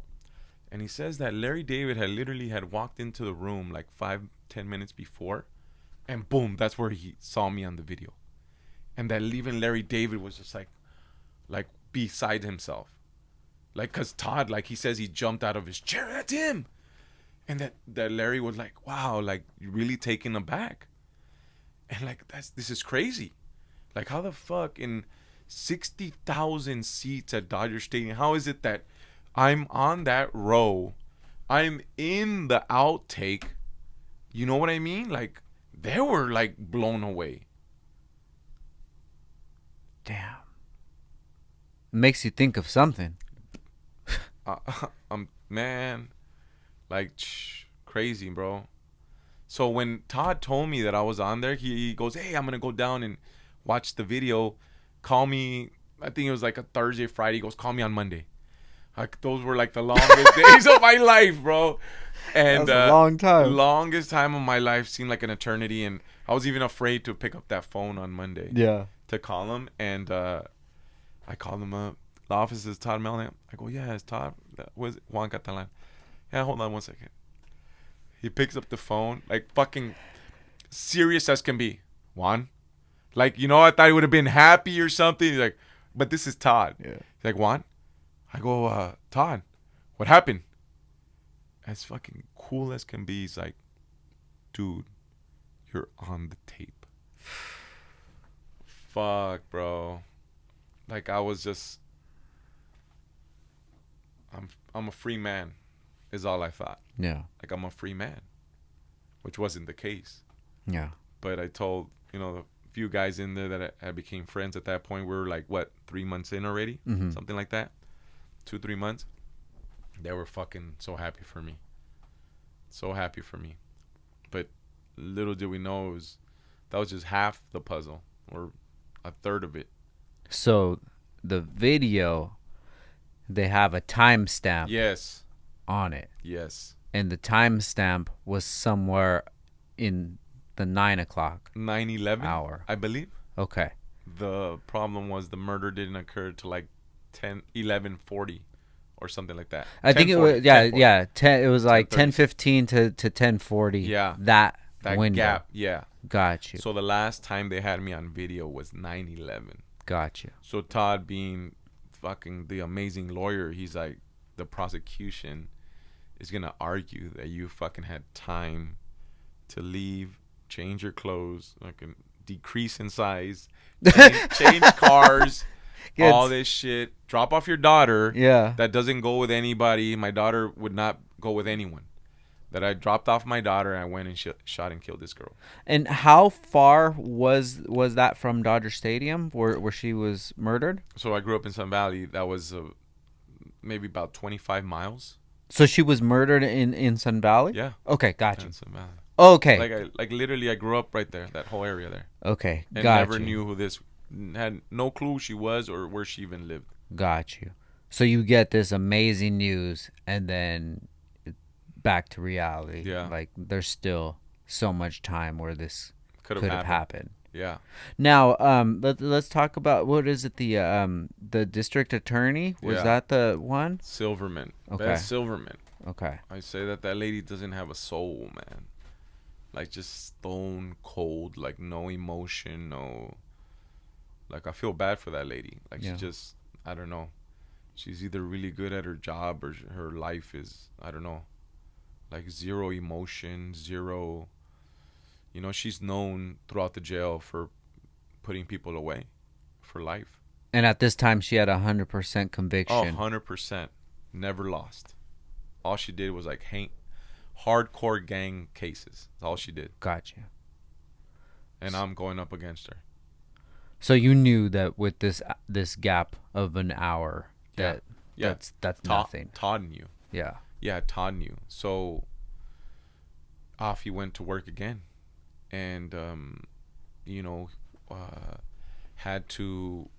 was coming up blank. And I remember that he called, or we're on a 3-way one day, and I was just frustrated, bro. I was just, beyond upset. And he said, Juan, just be patient. And I blew up. I told him, hey, man, we fucking paid you all this money. It may not be a lot of money to you, but it was for my parents. I fucking, I'm on the fucking video. I have the fucking tickets. What is the fucking problem? And Todd, being just, again, the amazing human being, he's like, he could have snapped back at me. And he's like, Juan, I understand your frustration. Yeah. But we don't have enough at this moment. And then that's when he asked me, like, hey, did you make any purchases there? And I go, yeah. But I didn't have credit cards. He asked me if I used credit cards. I said, no. I all cash. And he's like, okay, well, there won't be a record there. And Alma was the one that said, how about a phone call? Mm-hmm. And Todd was like, what do you mean? He goes, yeah, well, I called him as he was walking out of the stadium that day. What? What's your number? I gave him my number. Boom, off he went to work again. Like, just the amount of hurdles that this man had to go through. So to get my court records, he needed a judge's order to go through that, because Nextel, whoever's cell phone you have, hey, I want my records. They're not gonna give them to you. Yeah. You need a court order. Yeah. So he went through that and got it. We actually even heard that I don't know how true this is, but that cell phone records destroy records after a certain amount of time. Got you. 3-month period was the case. But Nextel that I had at that point, bro, held its records for 6 months. We were like at the 5.5 month mark, bro. Fuck. So it fucking frightens me to think like, what if I would have had AT&T or some other shit? Like another one, I'm telling you that, you know what I mean? Like, yeah. Had I had any other carrier, like maybe those records wouldn't even have existed. Just something so small. Yeah. So small. So Todd got that court order and fucking found out that I received a call at 10:11. 10:11, and I remember exactly, we were walking out of the stadium because the Dodgers, it was an incredible game. 4-4 going into the ninth. And then Eric Gagne, who was the best closer in baseball at that time, I'm like, oh, we got this shit. Nah, man, the Braves scored like 7 runs on him in the top of the ninth. We lost. So I'm like, oh, fuck, we're as good as big as a fan. And I believe this. I go, we're not coming back from this shit. I said, let's go. Yeah. And it was like 10 o'clock. And as we were walking out, actually, I stopped and got baseball cards because I had my girls. I love, collecting cards and since I was a kid. So we bought baseball cards. She was all excited. And then we're walking out the stadium is when I got the call. And Todd was able to find out that the fucking cell towers, that all our calls ping off of towers. And the tower for Nextel was at the fucking, how ironic is this, but at the police academy right across the street from Downstar. Right there. And that shit only has a 1 mile radius, bro. Yeah. So there's no way that had I not been there with that fucking that cell tower would have picked that up. So at whatever 10:15, 10:14, there's no way that you could have left there, got home, changed. Okay. Yeah. But they were still trying to push that. Oh yeah. They were still trying to push that. And that was like the final piece. And that's when Todd's like, all right, let's go. I'm going to, put up, it's called, I think, affirmative defense, which is like unheard of. Because the courts only need a drop of evidence. If you get accused of such a fucking serious crime, bro, the evidence, the need of evidence is like irrelevant because you're being accused, you had something to do with it, so you're going to trial. And Todd was going to try to do the impossible, which was try to beat the case at the preliminary hearing. Before it even goes to trial. Because Todd says he was worried about that because he says that we wouldn't have been able to afford it because he was going to have to charge like $75,000 or some crazy number. So you guys are all loaded up. You get there, and then this is the first day of preliminary hearing. Okay. So what did you start to realize, or what did Todd start to realize once he starts to ask questions to the detectives or anybody else that's involved with the case? They were fucking being shady. They were in cahoots. The detective, whenever Todd asked a serious, tough question to the detective, he would look over to the DA, and then the DA would object. Sustained. Todd's like, what? All right, ask another question. So, objection, sustained. And it's just like, what is this? Like, it was just like, you want to talk about lack of professionalism, like, and, me being, I felt like it was me and Todd against the world. Yeah.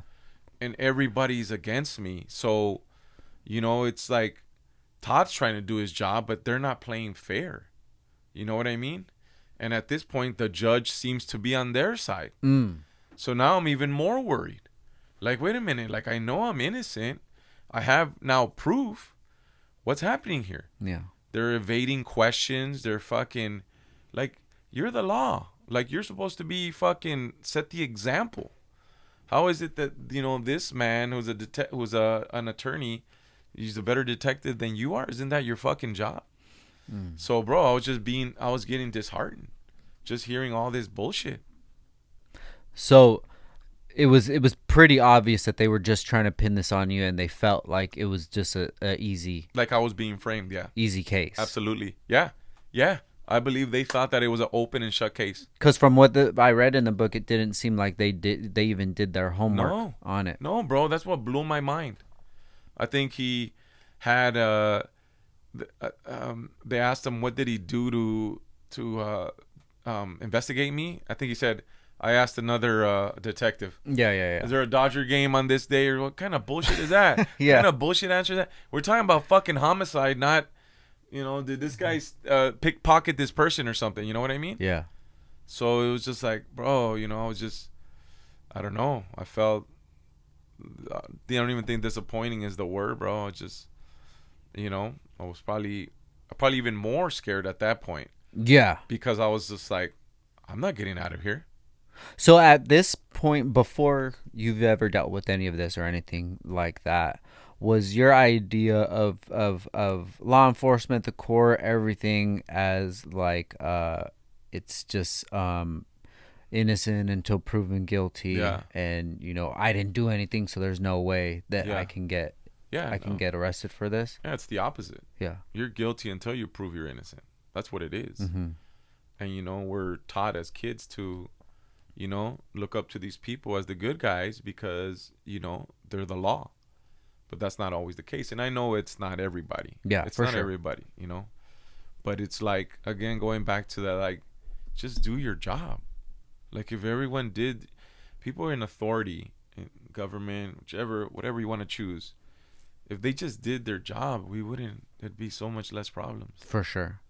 And it's like, mistakes like this, and I was like, I'm so grateful and I feel blessed that I was able to prove my innocence. But what about the people that don't? That they lose their whole, and I always thought about that. Those CSI shows that after 30 years they find out he's innocent. My whole life's gone already. For sure. You know what I mean? Yeah. My kids don't know me. They don't want to talk to me. My wife, no more. Like, and it was just like, yeah, man. Like I saw, it was for sure dark, for sure. And how long did this go on for, the preliminary? Is this like a one-day thing, or? It was supposed to be one day, but with the witnesses and everyone that Todd had lined up, it dragged on.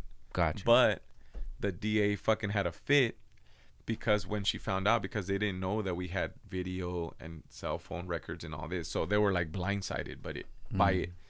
But they try to use the excuse that, Your Honor, the attorney wasn't, the people weren't, he didn't provide us with this evidence. Gotcha. But Todd didn't have to. Gotcha. Because Todd knew that by law, the only time you're supposed to provide the other side with your evidence is 30 days before trial. We were not even at fucking trial. It was preliminary hearing.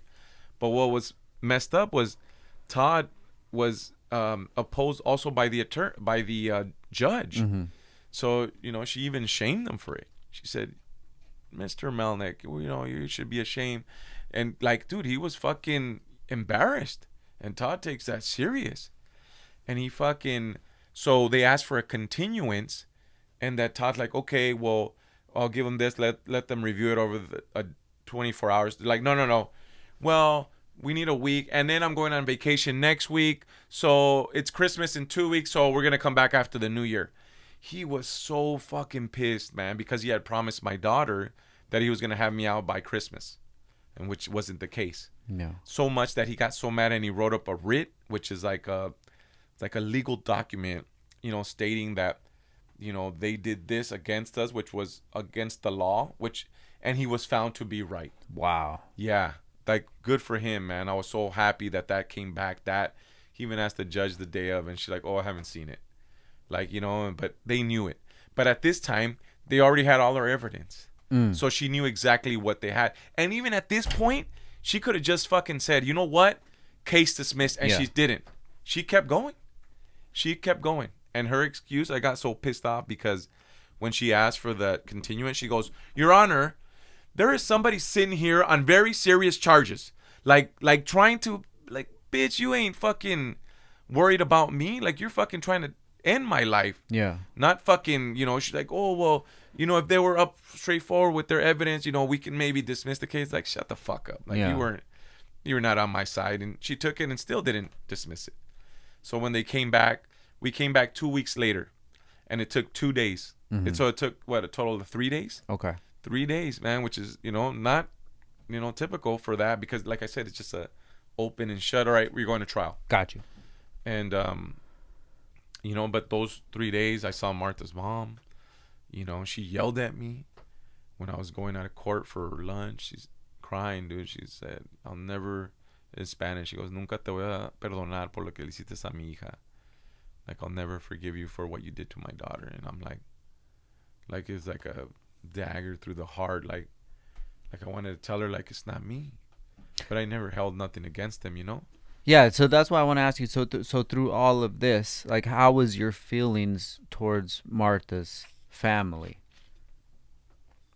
Because I could just imagine that you're just thinking about how you're in this situation and how you're not trying to go down for something that you didn't do, but like I never held anything against them because God gave me this gift of empathy and this humongous heart, and I was able to put myself in their shoes. Yeah. And if I put myself in their shoes, I'm the person accused of killing their daughter. They have faith in the justice system. As you did. As I did. That they're doing their job. They found it's me. Yeah. I'm the guilty one. So who are they angry at? At me. I had to take that. For sure. I had to swallow that. And, I just hope till this day I never got. Actually, the lady went looking for me. The lady went. The mom. The mom. The lady, I didn't write that in the book, but she came looking for me at work, dude. One day, when I was out, I was riding Sky High. I just got back from New York, from the Good Morning America. Went to the Yankees game. Incredible time, dude.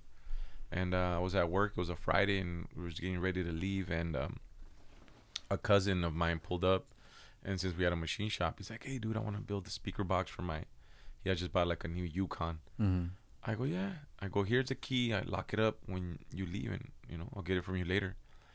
Me and my cousin, we go watch the Laker game and shit. He fucking calls me. Hey, why don't you ever fucking tell me? I go, tell you what? And he told me like twice. I go, what the fuck's wrong with you? And he goes, listen. And he put the phone out, and the mom was outside yelling for me to come outside to get what I deserved. How the fuck did she know where I worked? Damn. Yeah. So she still thought. Yeah. It was you. She thought that it was me. My cousin he freaked out and fucking called the cops. And the cops pulled up and they had no idea what was going on. So my cousin tried to explain to them. They didn't know because they were just regular patrol officers. But what was fucked up was the whole time my cousin said that the mom was behind bushes, like just out of it, bro. Just out of it, like hiding behind bushes and like. Damn, what if she had a gun or something, dude? You know what I mean? Yeah. And again, thank God, because had I been working there late or something, like, I would have came out. Yeah, she's not in the right state of mind to hear any reason or. Like, it's not me. Like, no, yeah. You know what I mean? Yeah, dude. So I hope today, they know it wasn't me. Yeah. Actually, somebody sent a message that like DM me and said, "Hey, I can't wait for your book." That she said, I think it was a guy. Yeah, I think he said, "Martha was my best friend." He says, "I can't wait for your book," something like that. Wow. Yeah. Damn. So you get to the preliminary. It's Yeah. good. Let's get to the last yeah. day of it. What is your feelings? What is Todd's feelings about everything that you guys laid down? Did you feel like there was a chance that it was going to go to trial? Yeah. Yes, I did. Because of the dirtiness of the district attorney and the LAPD, I felt like I was being framed. It felt like the judge was on their side. There's somebody in court pointing me out. Like, you know what I mean? They had this, the sketch, the sketch drawings they do of sometime when they're looking for someone. They thought it looked like me. I didn't. But, Yeah. They're like, oh, yes, and we could go pull out 1,000 guys that look like that. Yeah, downtown for sure. LA. For sure. So I was nervous, to say the least. So they had the guy that snitched on you. Yeah. They had the one eyewitness, and then the guy that motive. the guy that snitched on me, I never saw him. It was only through documents. Gotcha. Okay. And he was as Mr. Sam. But they had the sole eyewitness, they had the sketch, and then their fucked up theories. Got you. Okay, but that's all they had. That's all they had. And then you had the evidence that you were at the Dodger game, tickets, and you had the triangulated and the fucking cell phone records. Okay, got you. And so we get fast forward to the end. The fucking district attorney Silverman fucking says her piece. Todd, stands up and he's like, Your Honor, if it were not by the grace of God that Juan received tickets that morning, he would be in so much trouble. Imagine, had I not gone to that game, bro. All that I'm going up against, but I don't have the video, I don't have the tickets, and I don't fucking have the call. Done. Fuck. And bro, I was fucking shitting bricks, and the judge was just staring at me, and she goes and starts talking, gives her fucking ruling, and I didn't know what the fuck she was saying, like all these big words and all this shit. And as she's talking, and I'm looking for, and then at the last day, I guess the word had gotten through. But bro, our courtroom, what ended up being, what began as Martha's family and maybe like 2-3 other people that were interested in the case, that final day, it was fucking packed. Like just all the seats, standing room, like cameras. And as she's talking, the judge giving the ruling, midway through that, Todd just fucking leans over and he's like, It's over. And I was like, what? And she fucking says, as hard as you guys try to put up a credible witness, it was a dark night under extreme circumstances. It's very hard to. He picked out 2 other people. He goes, other than the sketch, the drawing, you guys don't have much. And I order Mr. Catalan to be freed. Damn, bro, how did that feel? I started crying. Like, I think I just, just to thank God, I think I went down to my knees, and Todd, I think you see him just, like, cover me like that over. And I was just, like, so grateful. They didn't even let my family into the court. So your family wasn't even in there? They weren't even in court. They were able to testify, but other than testify, they had to be out. Why is that? Maybe something with went back to the Martha and all that shit. I don't know. Yeah. They weren't allowed. Nobody in my family was inside the court. They were all outside. So imagine, they were just on pins and needles as well. And then you were just released an hour later? No, hell no, bro. They fucking, I think I got released around 12-1 when she beat the case 12-1. These guys were so petty that they have to wait. I mean, they're, by law, they have to let you out by 6 p.m. I believe there's the cutoff date. Okay, gotcha. Cutoff time. Yes. These motherfuckers literally let me out like at 5:55, like 5:59, somewhere, to hold me as long as possible. And even when I was in there, because I wasn't no more in the regular, you go to court, they bring you down, they put you in the holding tank with everybody else, and you're either going to go to county or wherever you're going, and you go back to your jail cell. Well, I was in a separate tank now, separate cell. Mm-hmm. And I remember I was there waiting, and it was 2 older police officers. I don't know who they were, but they must have been high ranking, because as they're walking, one of them asked the other, they're like, "Who's that?" And then the one officer says, he just got off the murder case, but don't worry, he'll be back. That's what he fucking told them, bro.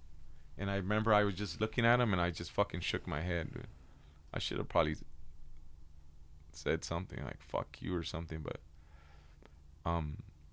he's like, yeah, he just got released from a murder case, but he'll be back. Like that's the police for you. It's like a game. Yeah. It's not even about like figuring justice. out who did. It's not about justice. Not about justice, bro. And you see all that shit, like, you know, it just it makes you, you know, I don't know. Yeah. Question shit, and it's just like, you know, is this shit like rigged or what? But yeah, jail's supposed to be, you know, to rehabilitate you, but nah, man. Yeah. That's just, you're like a caged animal in there. There was times I didn't shower for a week. So when you're in a cell, you can bird bath in the dorm, but sometimes in the cells you can't. So you gotta wait till they pull you out to take you into the bathroom, which the fucking plumbing is backed up, bro. You're fucking showering into like your calf high, dirty ass water and all this shit. You know, the food is like, that's why I don't discriminate food, because I've been in jail. I'll take whatever. Yeah, it's like, oh, dude, like, oh man, I don't discriminate with food, man. Yeah, I eat it all. So you get out 5:59. Yeah, your family's out there waiting. They're right for you. there, man, with the filming, with the camera that Todd got, the people that were filming all our court proceedings. And yeah, man, just hugged my family and my sister and my cousin Miguel, who was with me at the game, and you know, fucking picked up Todd and you know, I just tell him thank you and all this stuff. And yeah, man, you know what? They had one piece of evidence that scared the shit out of me. There's one piece that Silverman had right. One that was the truth. So I don't know, because I think I know the ways already from Dodger Stadium, because I go so much, so I know how to get faster to and from home. So the murder happened about 10:45, I believe, in my opinion. Gotcha. So we left the stadium like about 10:20, 10:15, and I can get home in about 20-25 minutes. So my cousin Miguel, remember I was telling you that Martha's house was in the middle, two streets here? Well, if you cross this street, my cousin lived over here in the middle of the same street. Yeah. I didn't know this. But my cousin lived here. We lived 5 blocks here. We grew up our entire lives there, playing baseball, going swimming, playing football, basketball, all that. Martha lived here. We had no idea who she fucking was.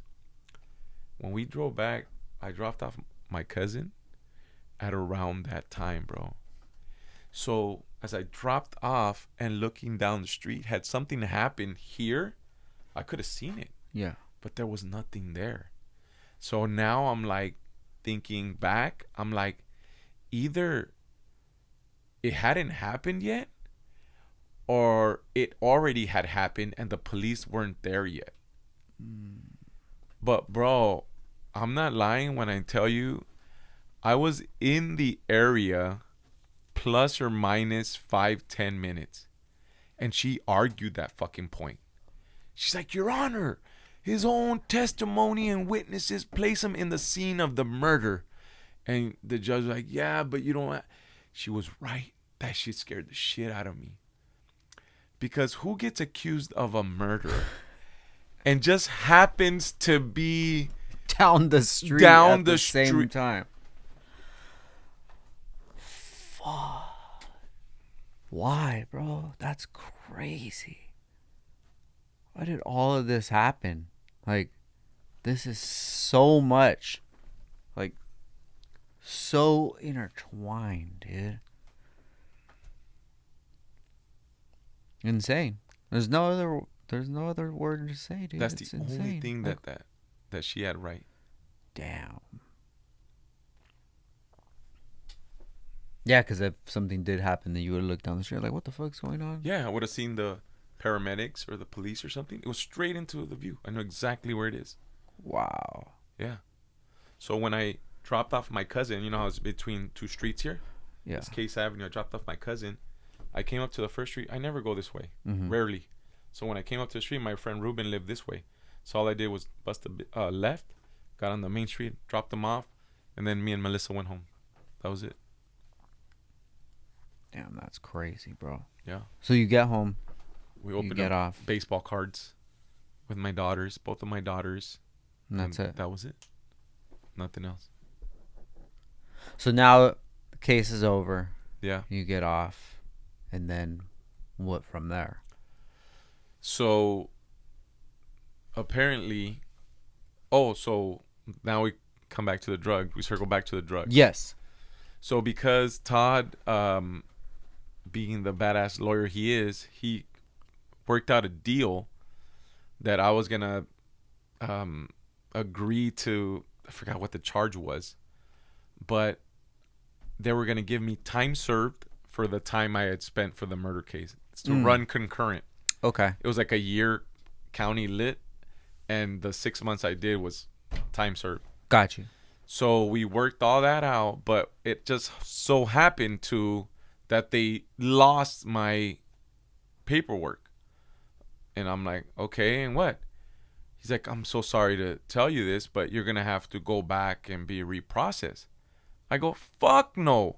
He goes, Juan, please, trust me, 24, 48 hours tops. And I'm like, Todd, but I just fucking got out. He's like, no. He goes, you know what? I'm going to tell him I got out on a Tuesday.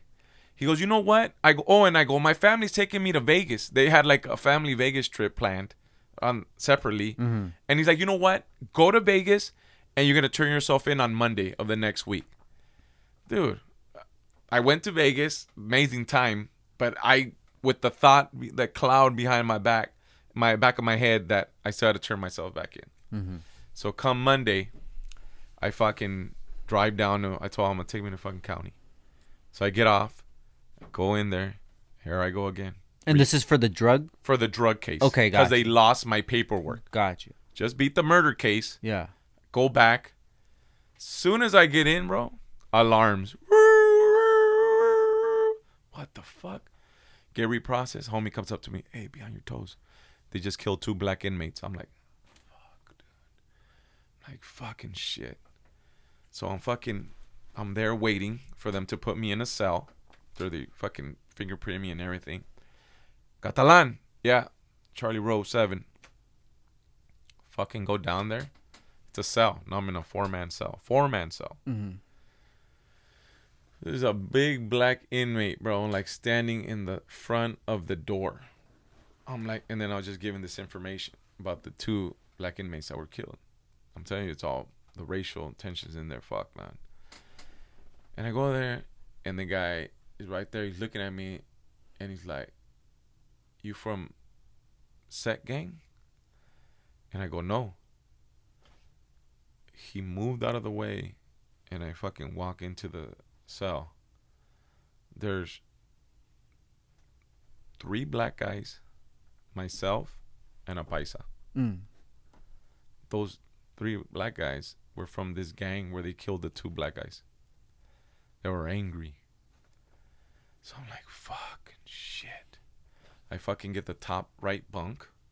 So there's 2, and then 2 over there on this side. So 2. And I'm like, fuck, I'm talking to the paisa, and, we're chopping it up, and I'm over here trying to talk to these guys. They're not talking to me for shit. Fuck, bro. Immediately. They weren't talking to me for shit. So I'm like, fucking motherfuckers. And I start talking to the paisa, and he starts telling me, because he knows what's going on. They're talking to him, but they won't talk to me.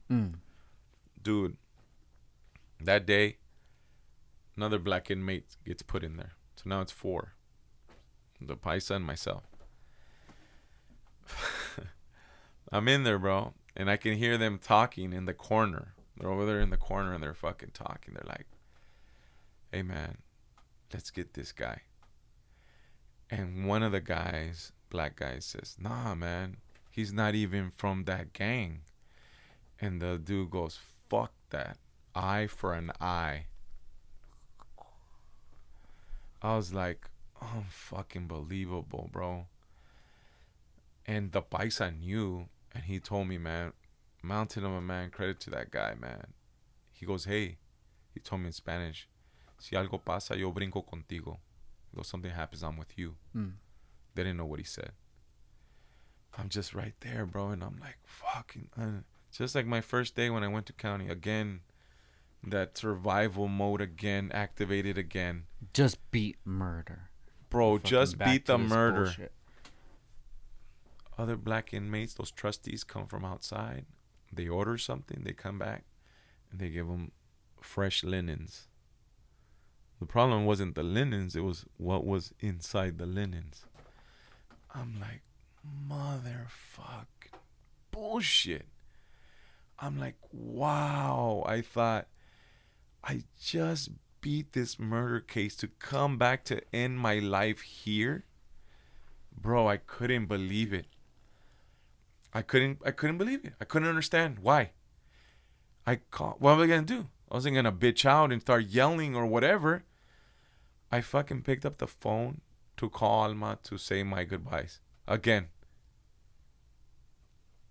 She's like, why are you talking that way? Why are you saying that? And I couldn't tell her because they were listening. So I'm just like, hey, I love you. I love the kids. What else was I gonna say? Yeah. That night I was like, this is it. Fucking that night, by the grace of God again, bro, they count you in the morning and at night. That night, how ironic is this? A black sheriff deputy comes to count us. He sees me up on my bunk. He sees the 4 black guys, and he looks at me. He's like, hey. I look down, and he goes, you good up there? And God knows I wanted to say no. I go, yeah. Like, I said, yeah. And then one of the black guys goes, oh, come on, Sheriff. We all good in here? Said that shit. And he looks at them, looks at me. He's like, I don't believe you. He goes, jump down. I jumped down. He goes, pick up your shirt and turn around. He wanted to see if I had any stab wounds. Bro. He's just like staring at me. I did everything he told me, and he's like, I'm going to get you out of there. Bro, I was like,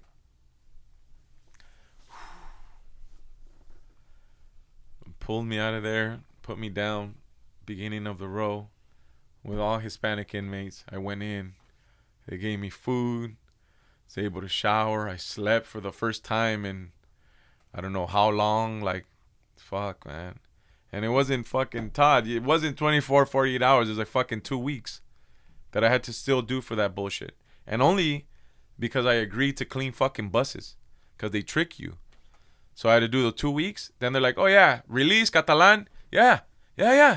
Happiest guy. They take you down to fucking little bullshit fucking like a presentation. Oh, well, here's the thing. You can get out today, but you have to give us 30 days of service. What's that? Oh, well, you're going to clean the inmate buses. I'm like, what the fuck?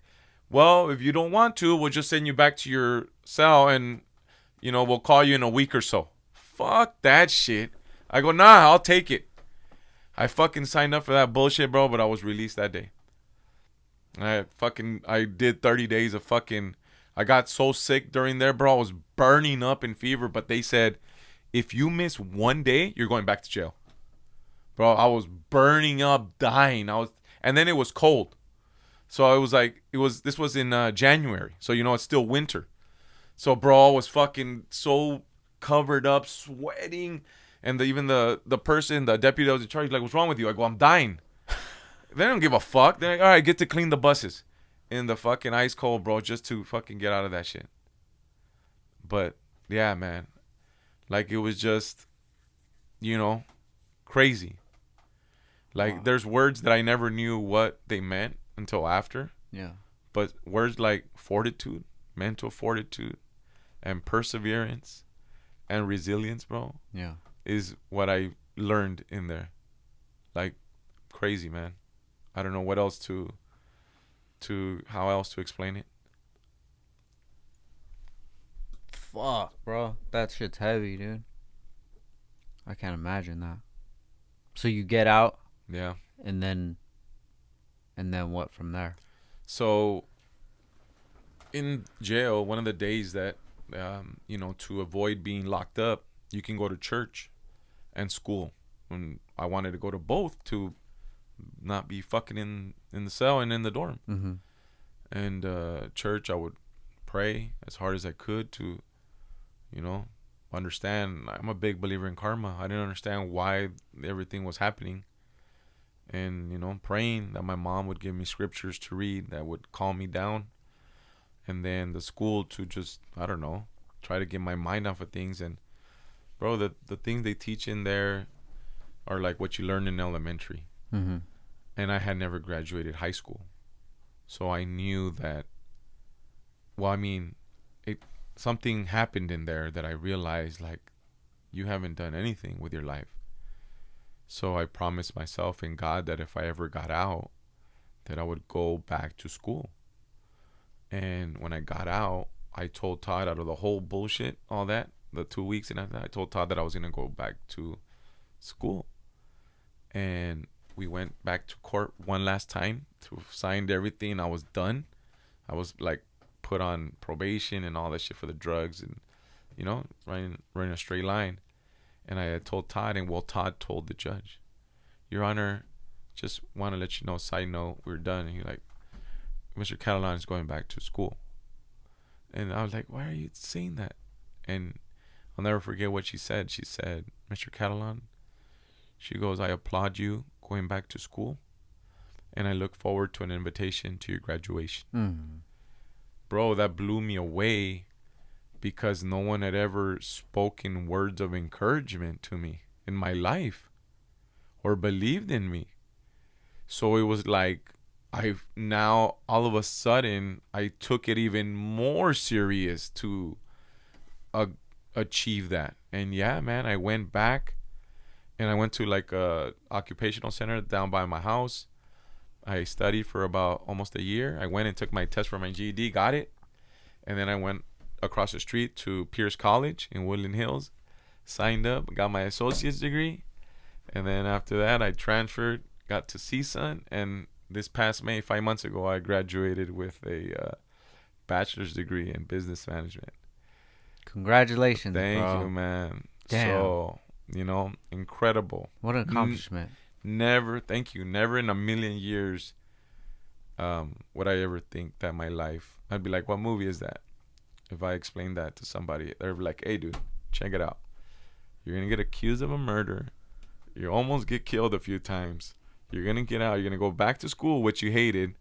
You're going to end up in a university, and you're going to graduate with a bachelor's degree. And you're going to write a book. Never. Beautiful, bro. Thank you. I love it. I love it so much. A couple things I want to touch on. Yeah. Before we get out of here. Yeah. So, you end up going on an interview tour with Todd. If you touch on that a little bit, because that was super interesting. Yeah. So, I'm telling you, like, I was afraid of flying, dude. My mom's. It's funny because what you see growing up modeled, I all of a sudden had a fear of flying, a fear of elevators, fear of driving. Yeah. I would see my mom have these dizzy spells, fall on the kitchen. My dad would, berate her, and it's like, I just felt like helpless. Like I just wanted to help my mom as the best way I could. And so these things affected me later. So when Todd tells me, hey, ABC Good Morning America is flying out to New York, we're going tomorrow morning, I said, oh, hell no, we're not. I'm like, 5 hours on a plane? Hell no. I'd only been on one plane in my life, and I was like a child, scared shitless, going to Mexico to go visit my grandparents when I was like, I don't know, 8 or something. So yeah. Other than that, I'd never been on a plane. And he's like, oh, you're going. I go, no, I'm not. He goes, I'm going to make sure you're going. And, bro, he convinced me. I fucking think I took a shot of tequila and some NyQuil and fucking try to go to sleep as best I could, dude. But it was one of the most beautiful experiences of my life. How they always say that on the other side of fear is some of the most beautiful experiences you will ever have in your life. And they're right. We got to touch down to JFK. They had a freaking limo driver there waiting for us, bro, with my last name. I'm like, hey, somebody else has Catalan. They're like, no, it's for you. Fuck, bro. And the limo got driven to Times Square in like one of the most famous hotels. Got put up, I don't know, 50th level or something, right across the street from the ABC studio. And we literally had like 20 minutes to freshen up and then go, and then you're gonna be in front of, and then Todd's like, oh, did I tell you like 10 million people are watching? Bro, with Melissa, we go, Charlie Gibson and Diane Sawyer were like some of the highest, like most acclaimed reporters. Sure. I'm meeting them, and like, wow, we got a picture with the NBA trophy because they're walking up like, Todd, like the trophy. We took pictures of that, and man, we did that. And then he's like, oh, we're gonna go now to what's the other one? The Today Show, Channel 4. We fucking go over there. Now we're on camera in front of other people are calling. Hey, you're on TV. We do that one. And then we walk to just several different stations and just do all these. Some of them were live. Some of them were like in lobbies, Access Hollywood. All these freaking shows, bro. Like live show. One of them, Dan Abrams on fucking MSNBC News. All these, bro. I was like, so nervous, and me that I didn't know how to express myself at the moment, like, and then another thing was I didn't want to talk about it, dude. Like, it just happened. Like, I'm trying to erase this out of my mind. I didn't want to talk about it. It was just I wanted to erase it, but I now know that it happened for a reason. It's part of my story, and it's to help or to inspire or motivate, whatever have you. Yeah. But we did these incredible. I told you we had cold pizza, and we Super Dave Osborne, which was super cool. We did Spanish TV. We did German radio. We did all these. Catherine Cryer with the judge that told me that, and I was just so tired. I go, hey, Todd, man, we got to go to Yankee Stadium, bro, if you're gonna have me doing these. Yeah. And he's like, deal. And we finished all our interviews that day. And on the way to Yankee Stadium, we got on the subway. I would tell him I want to get on the subway. So people started recognizing us from TV in the morning. And New York is super cool, man. You been? Yeah. I love New York, bro. Yeah.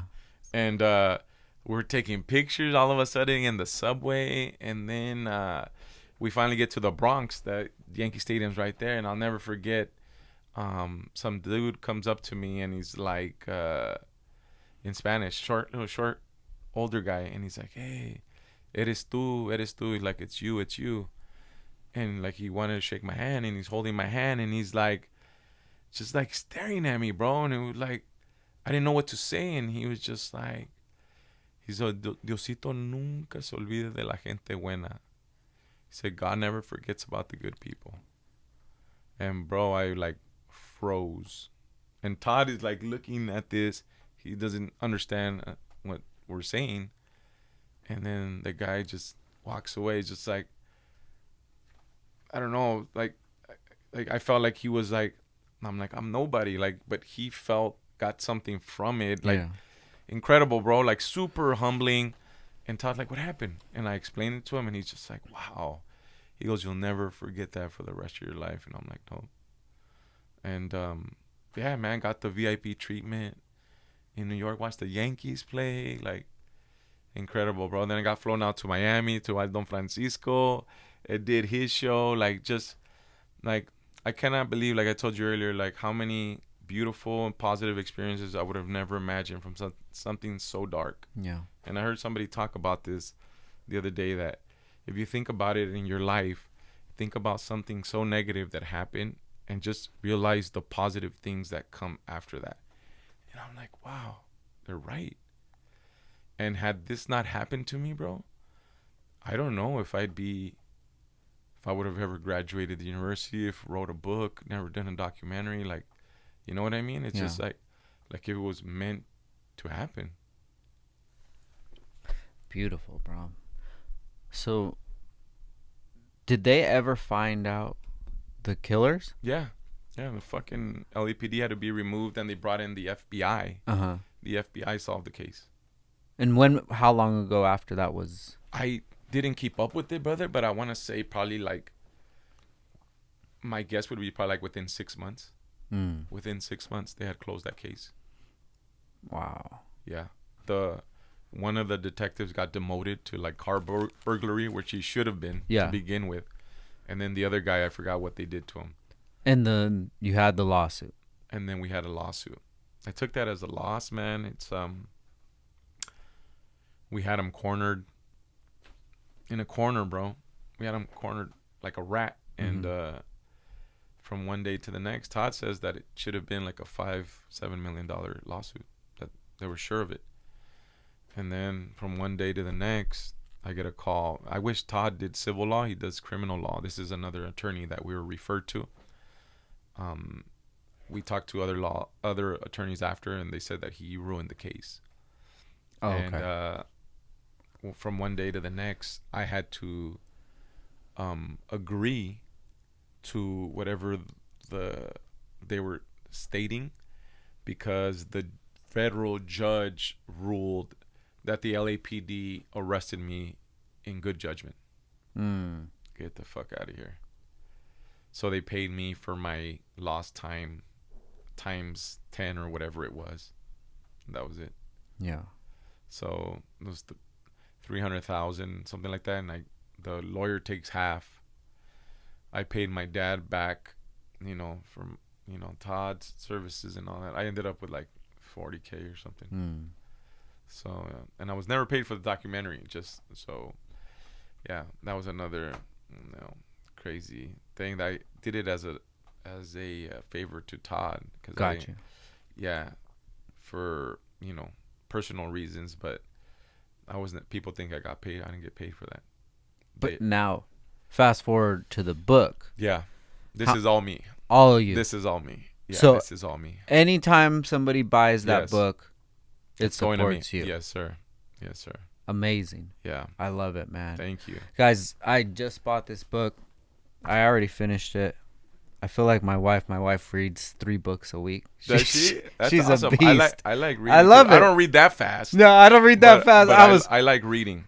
This was a really, especially if you're not a Yeah. reader, this is a really good read. Dude, can I tell you, I'm blown away. Thank you by saying that. And you don't know me. We're meeting today, and some other people have told me the same thing.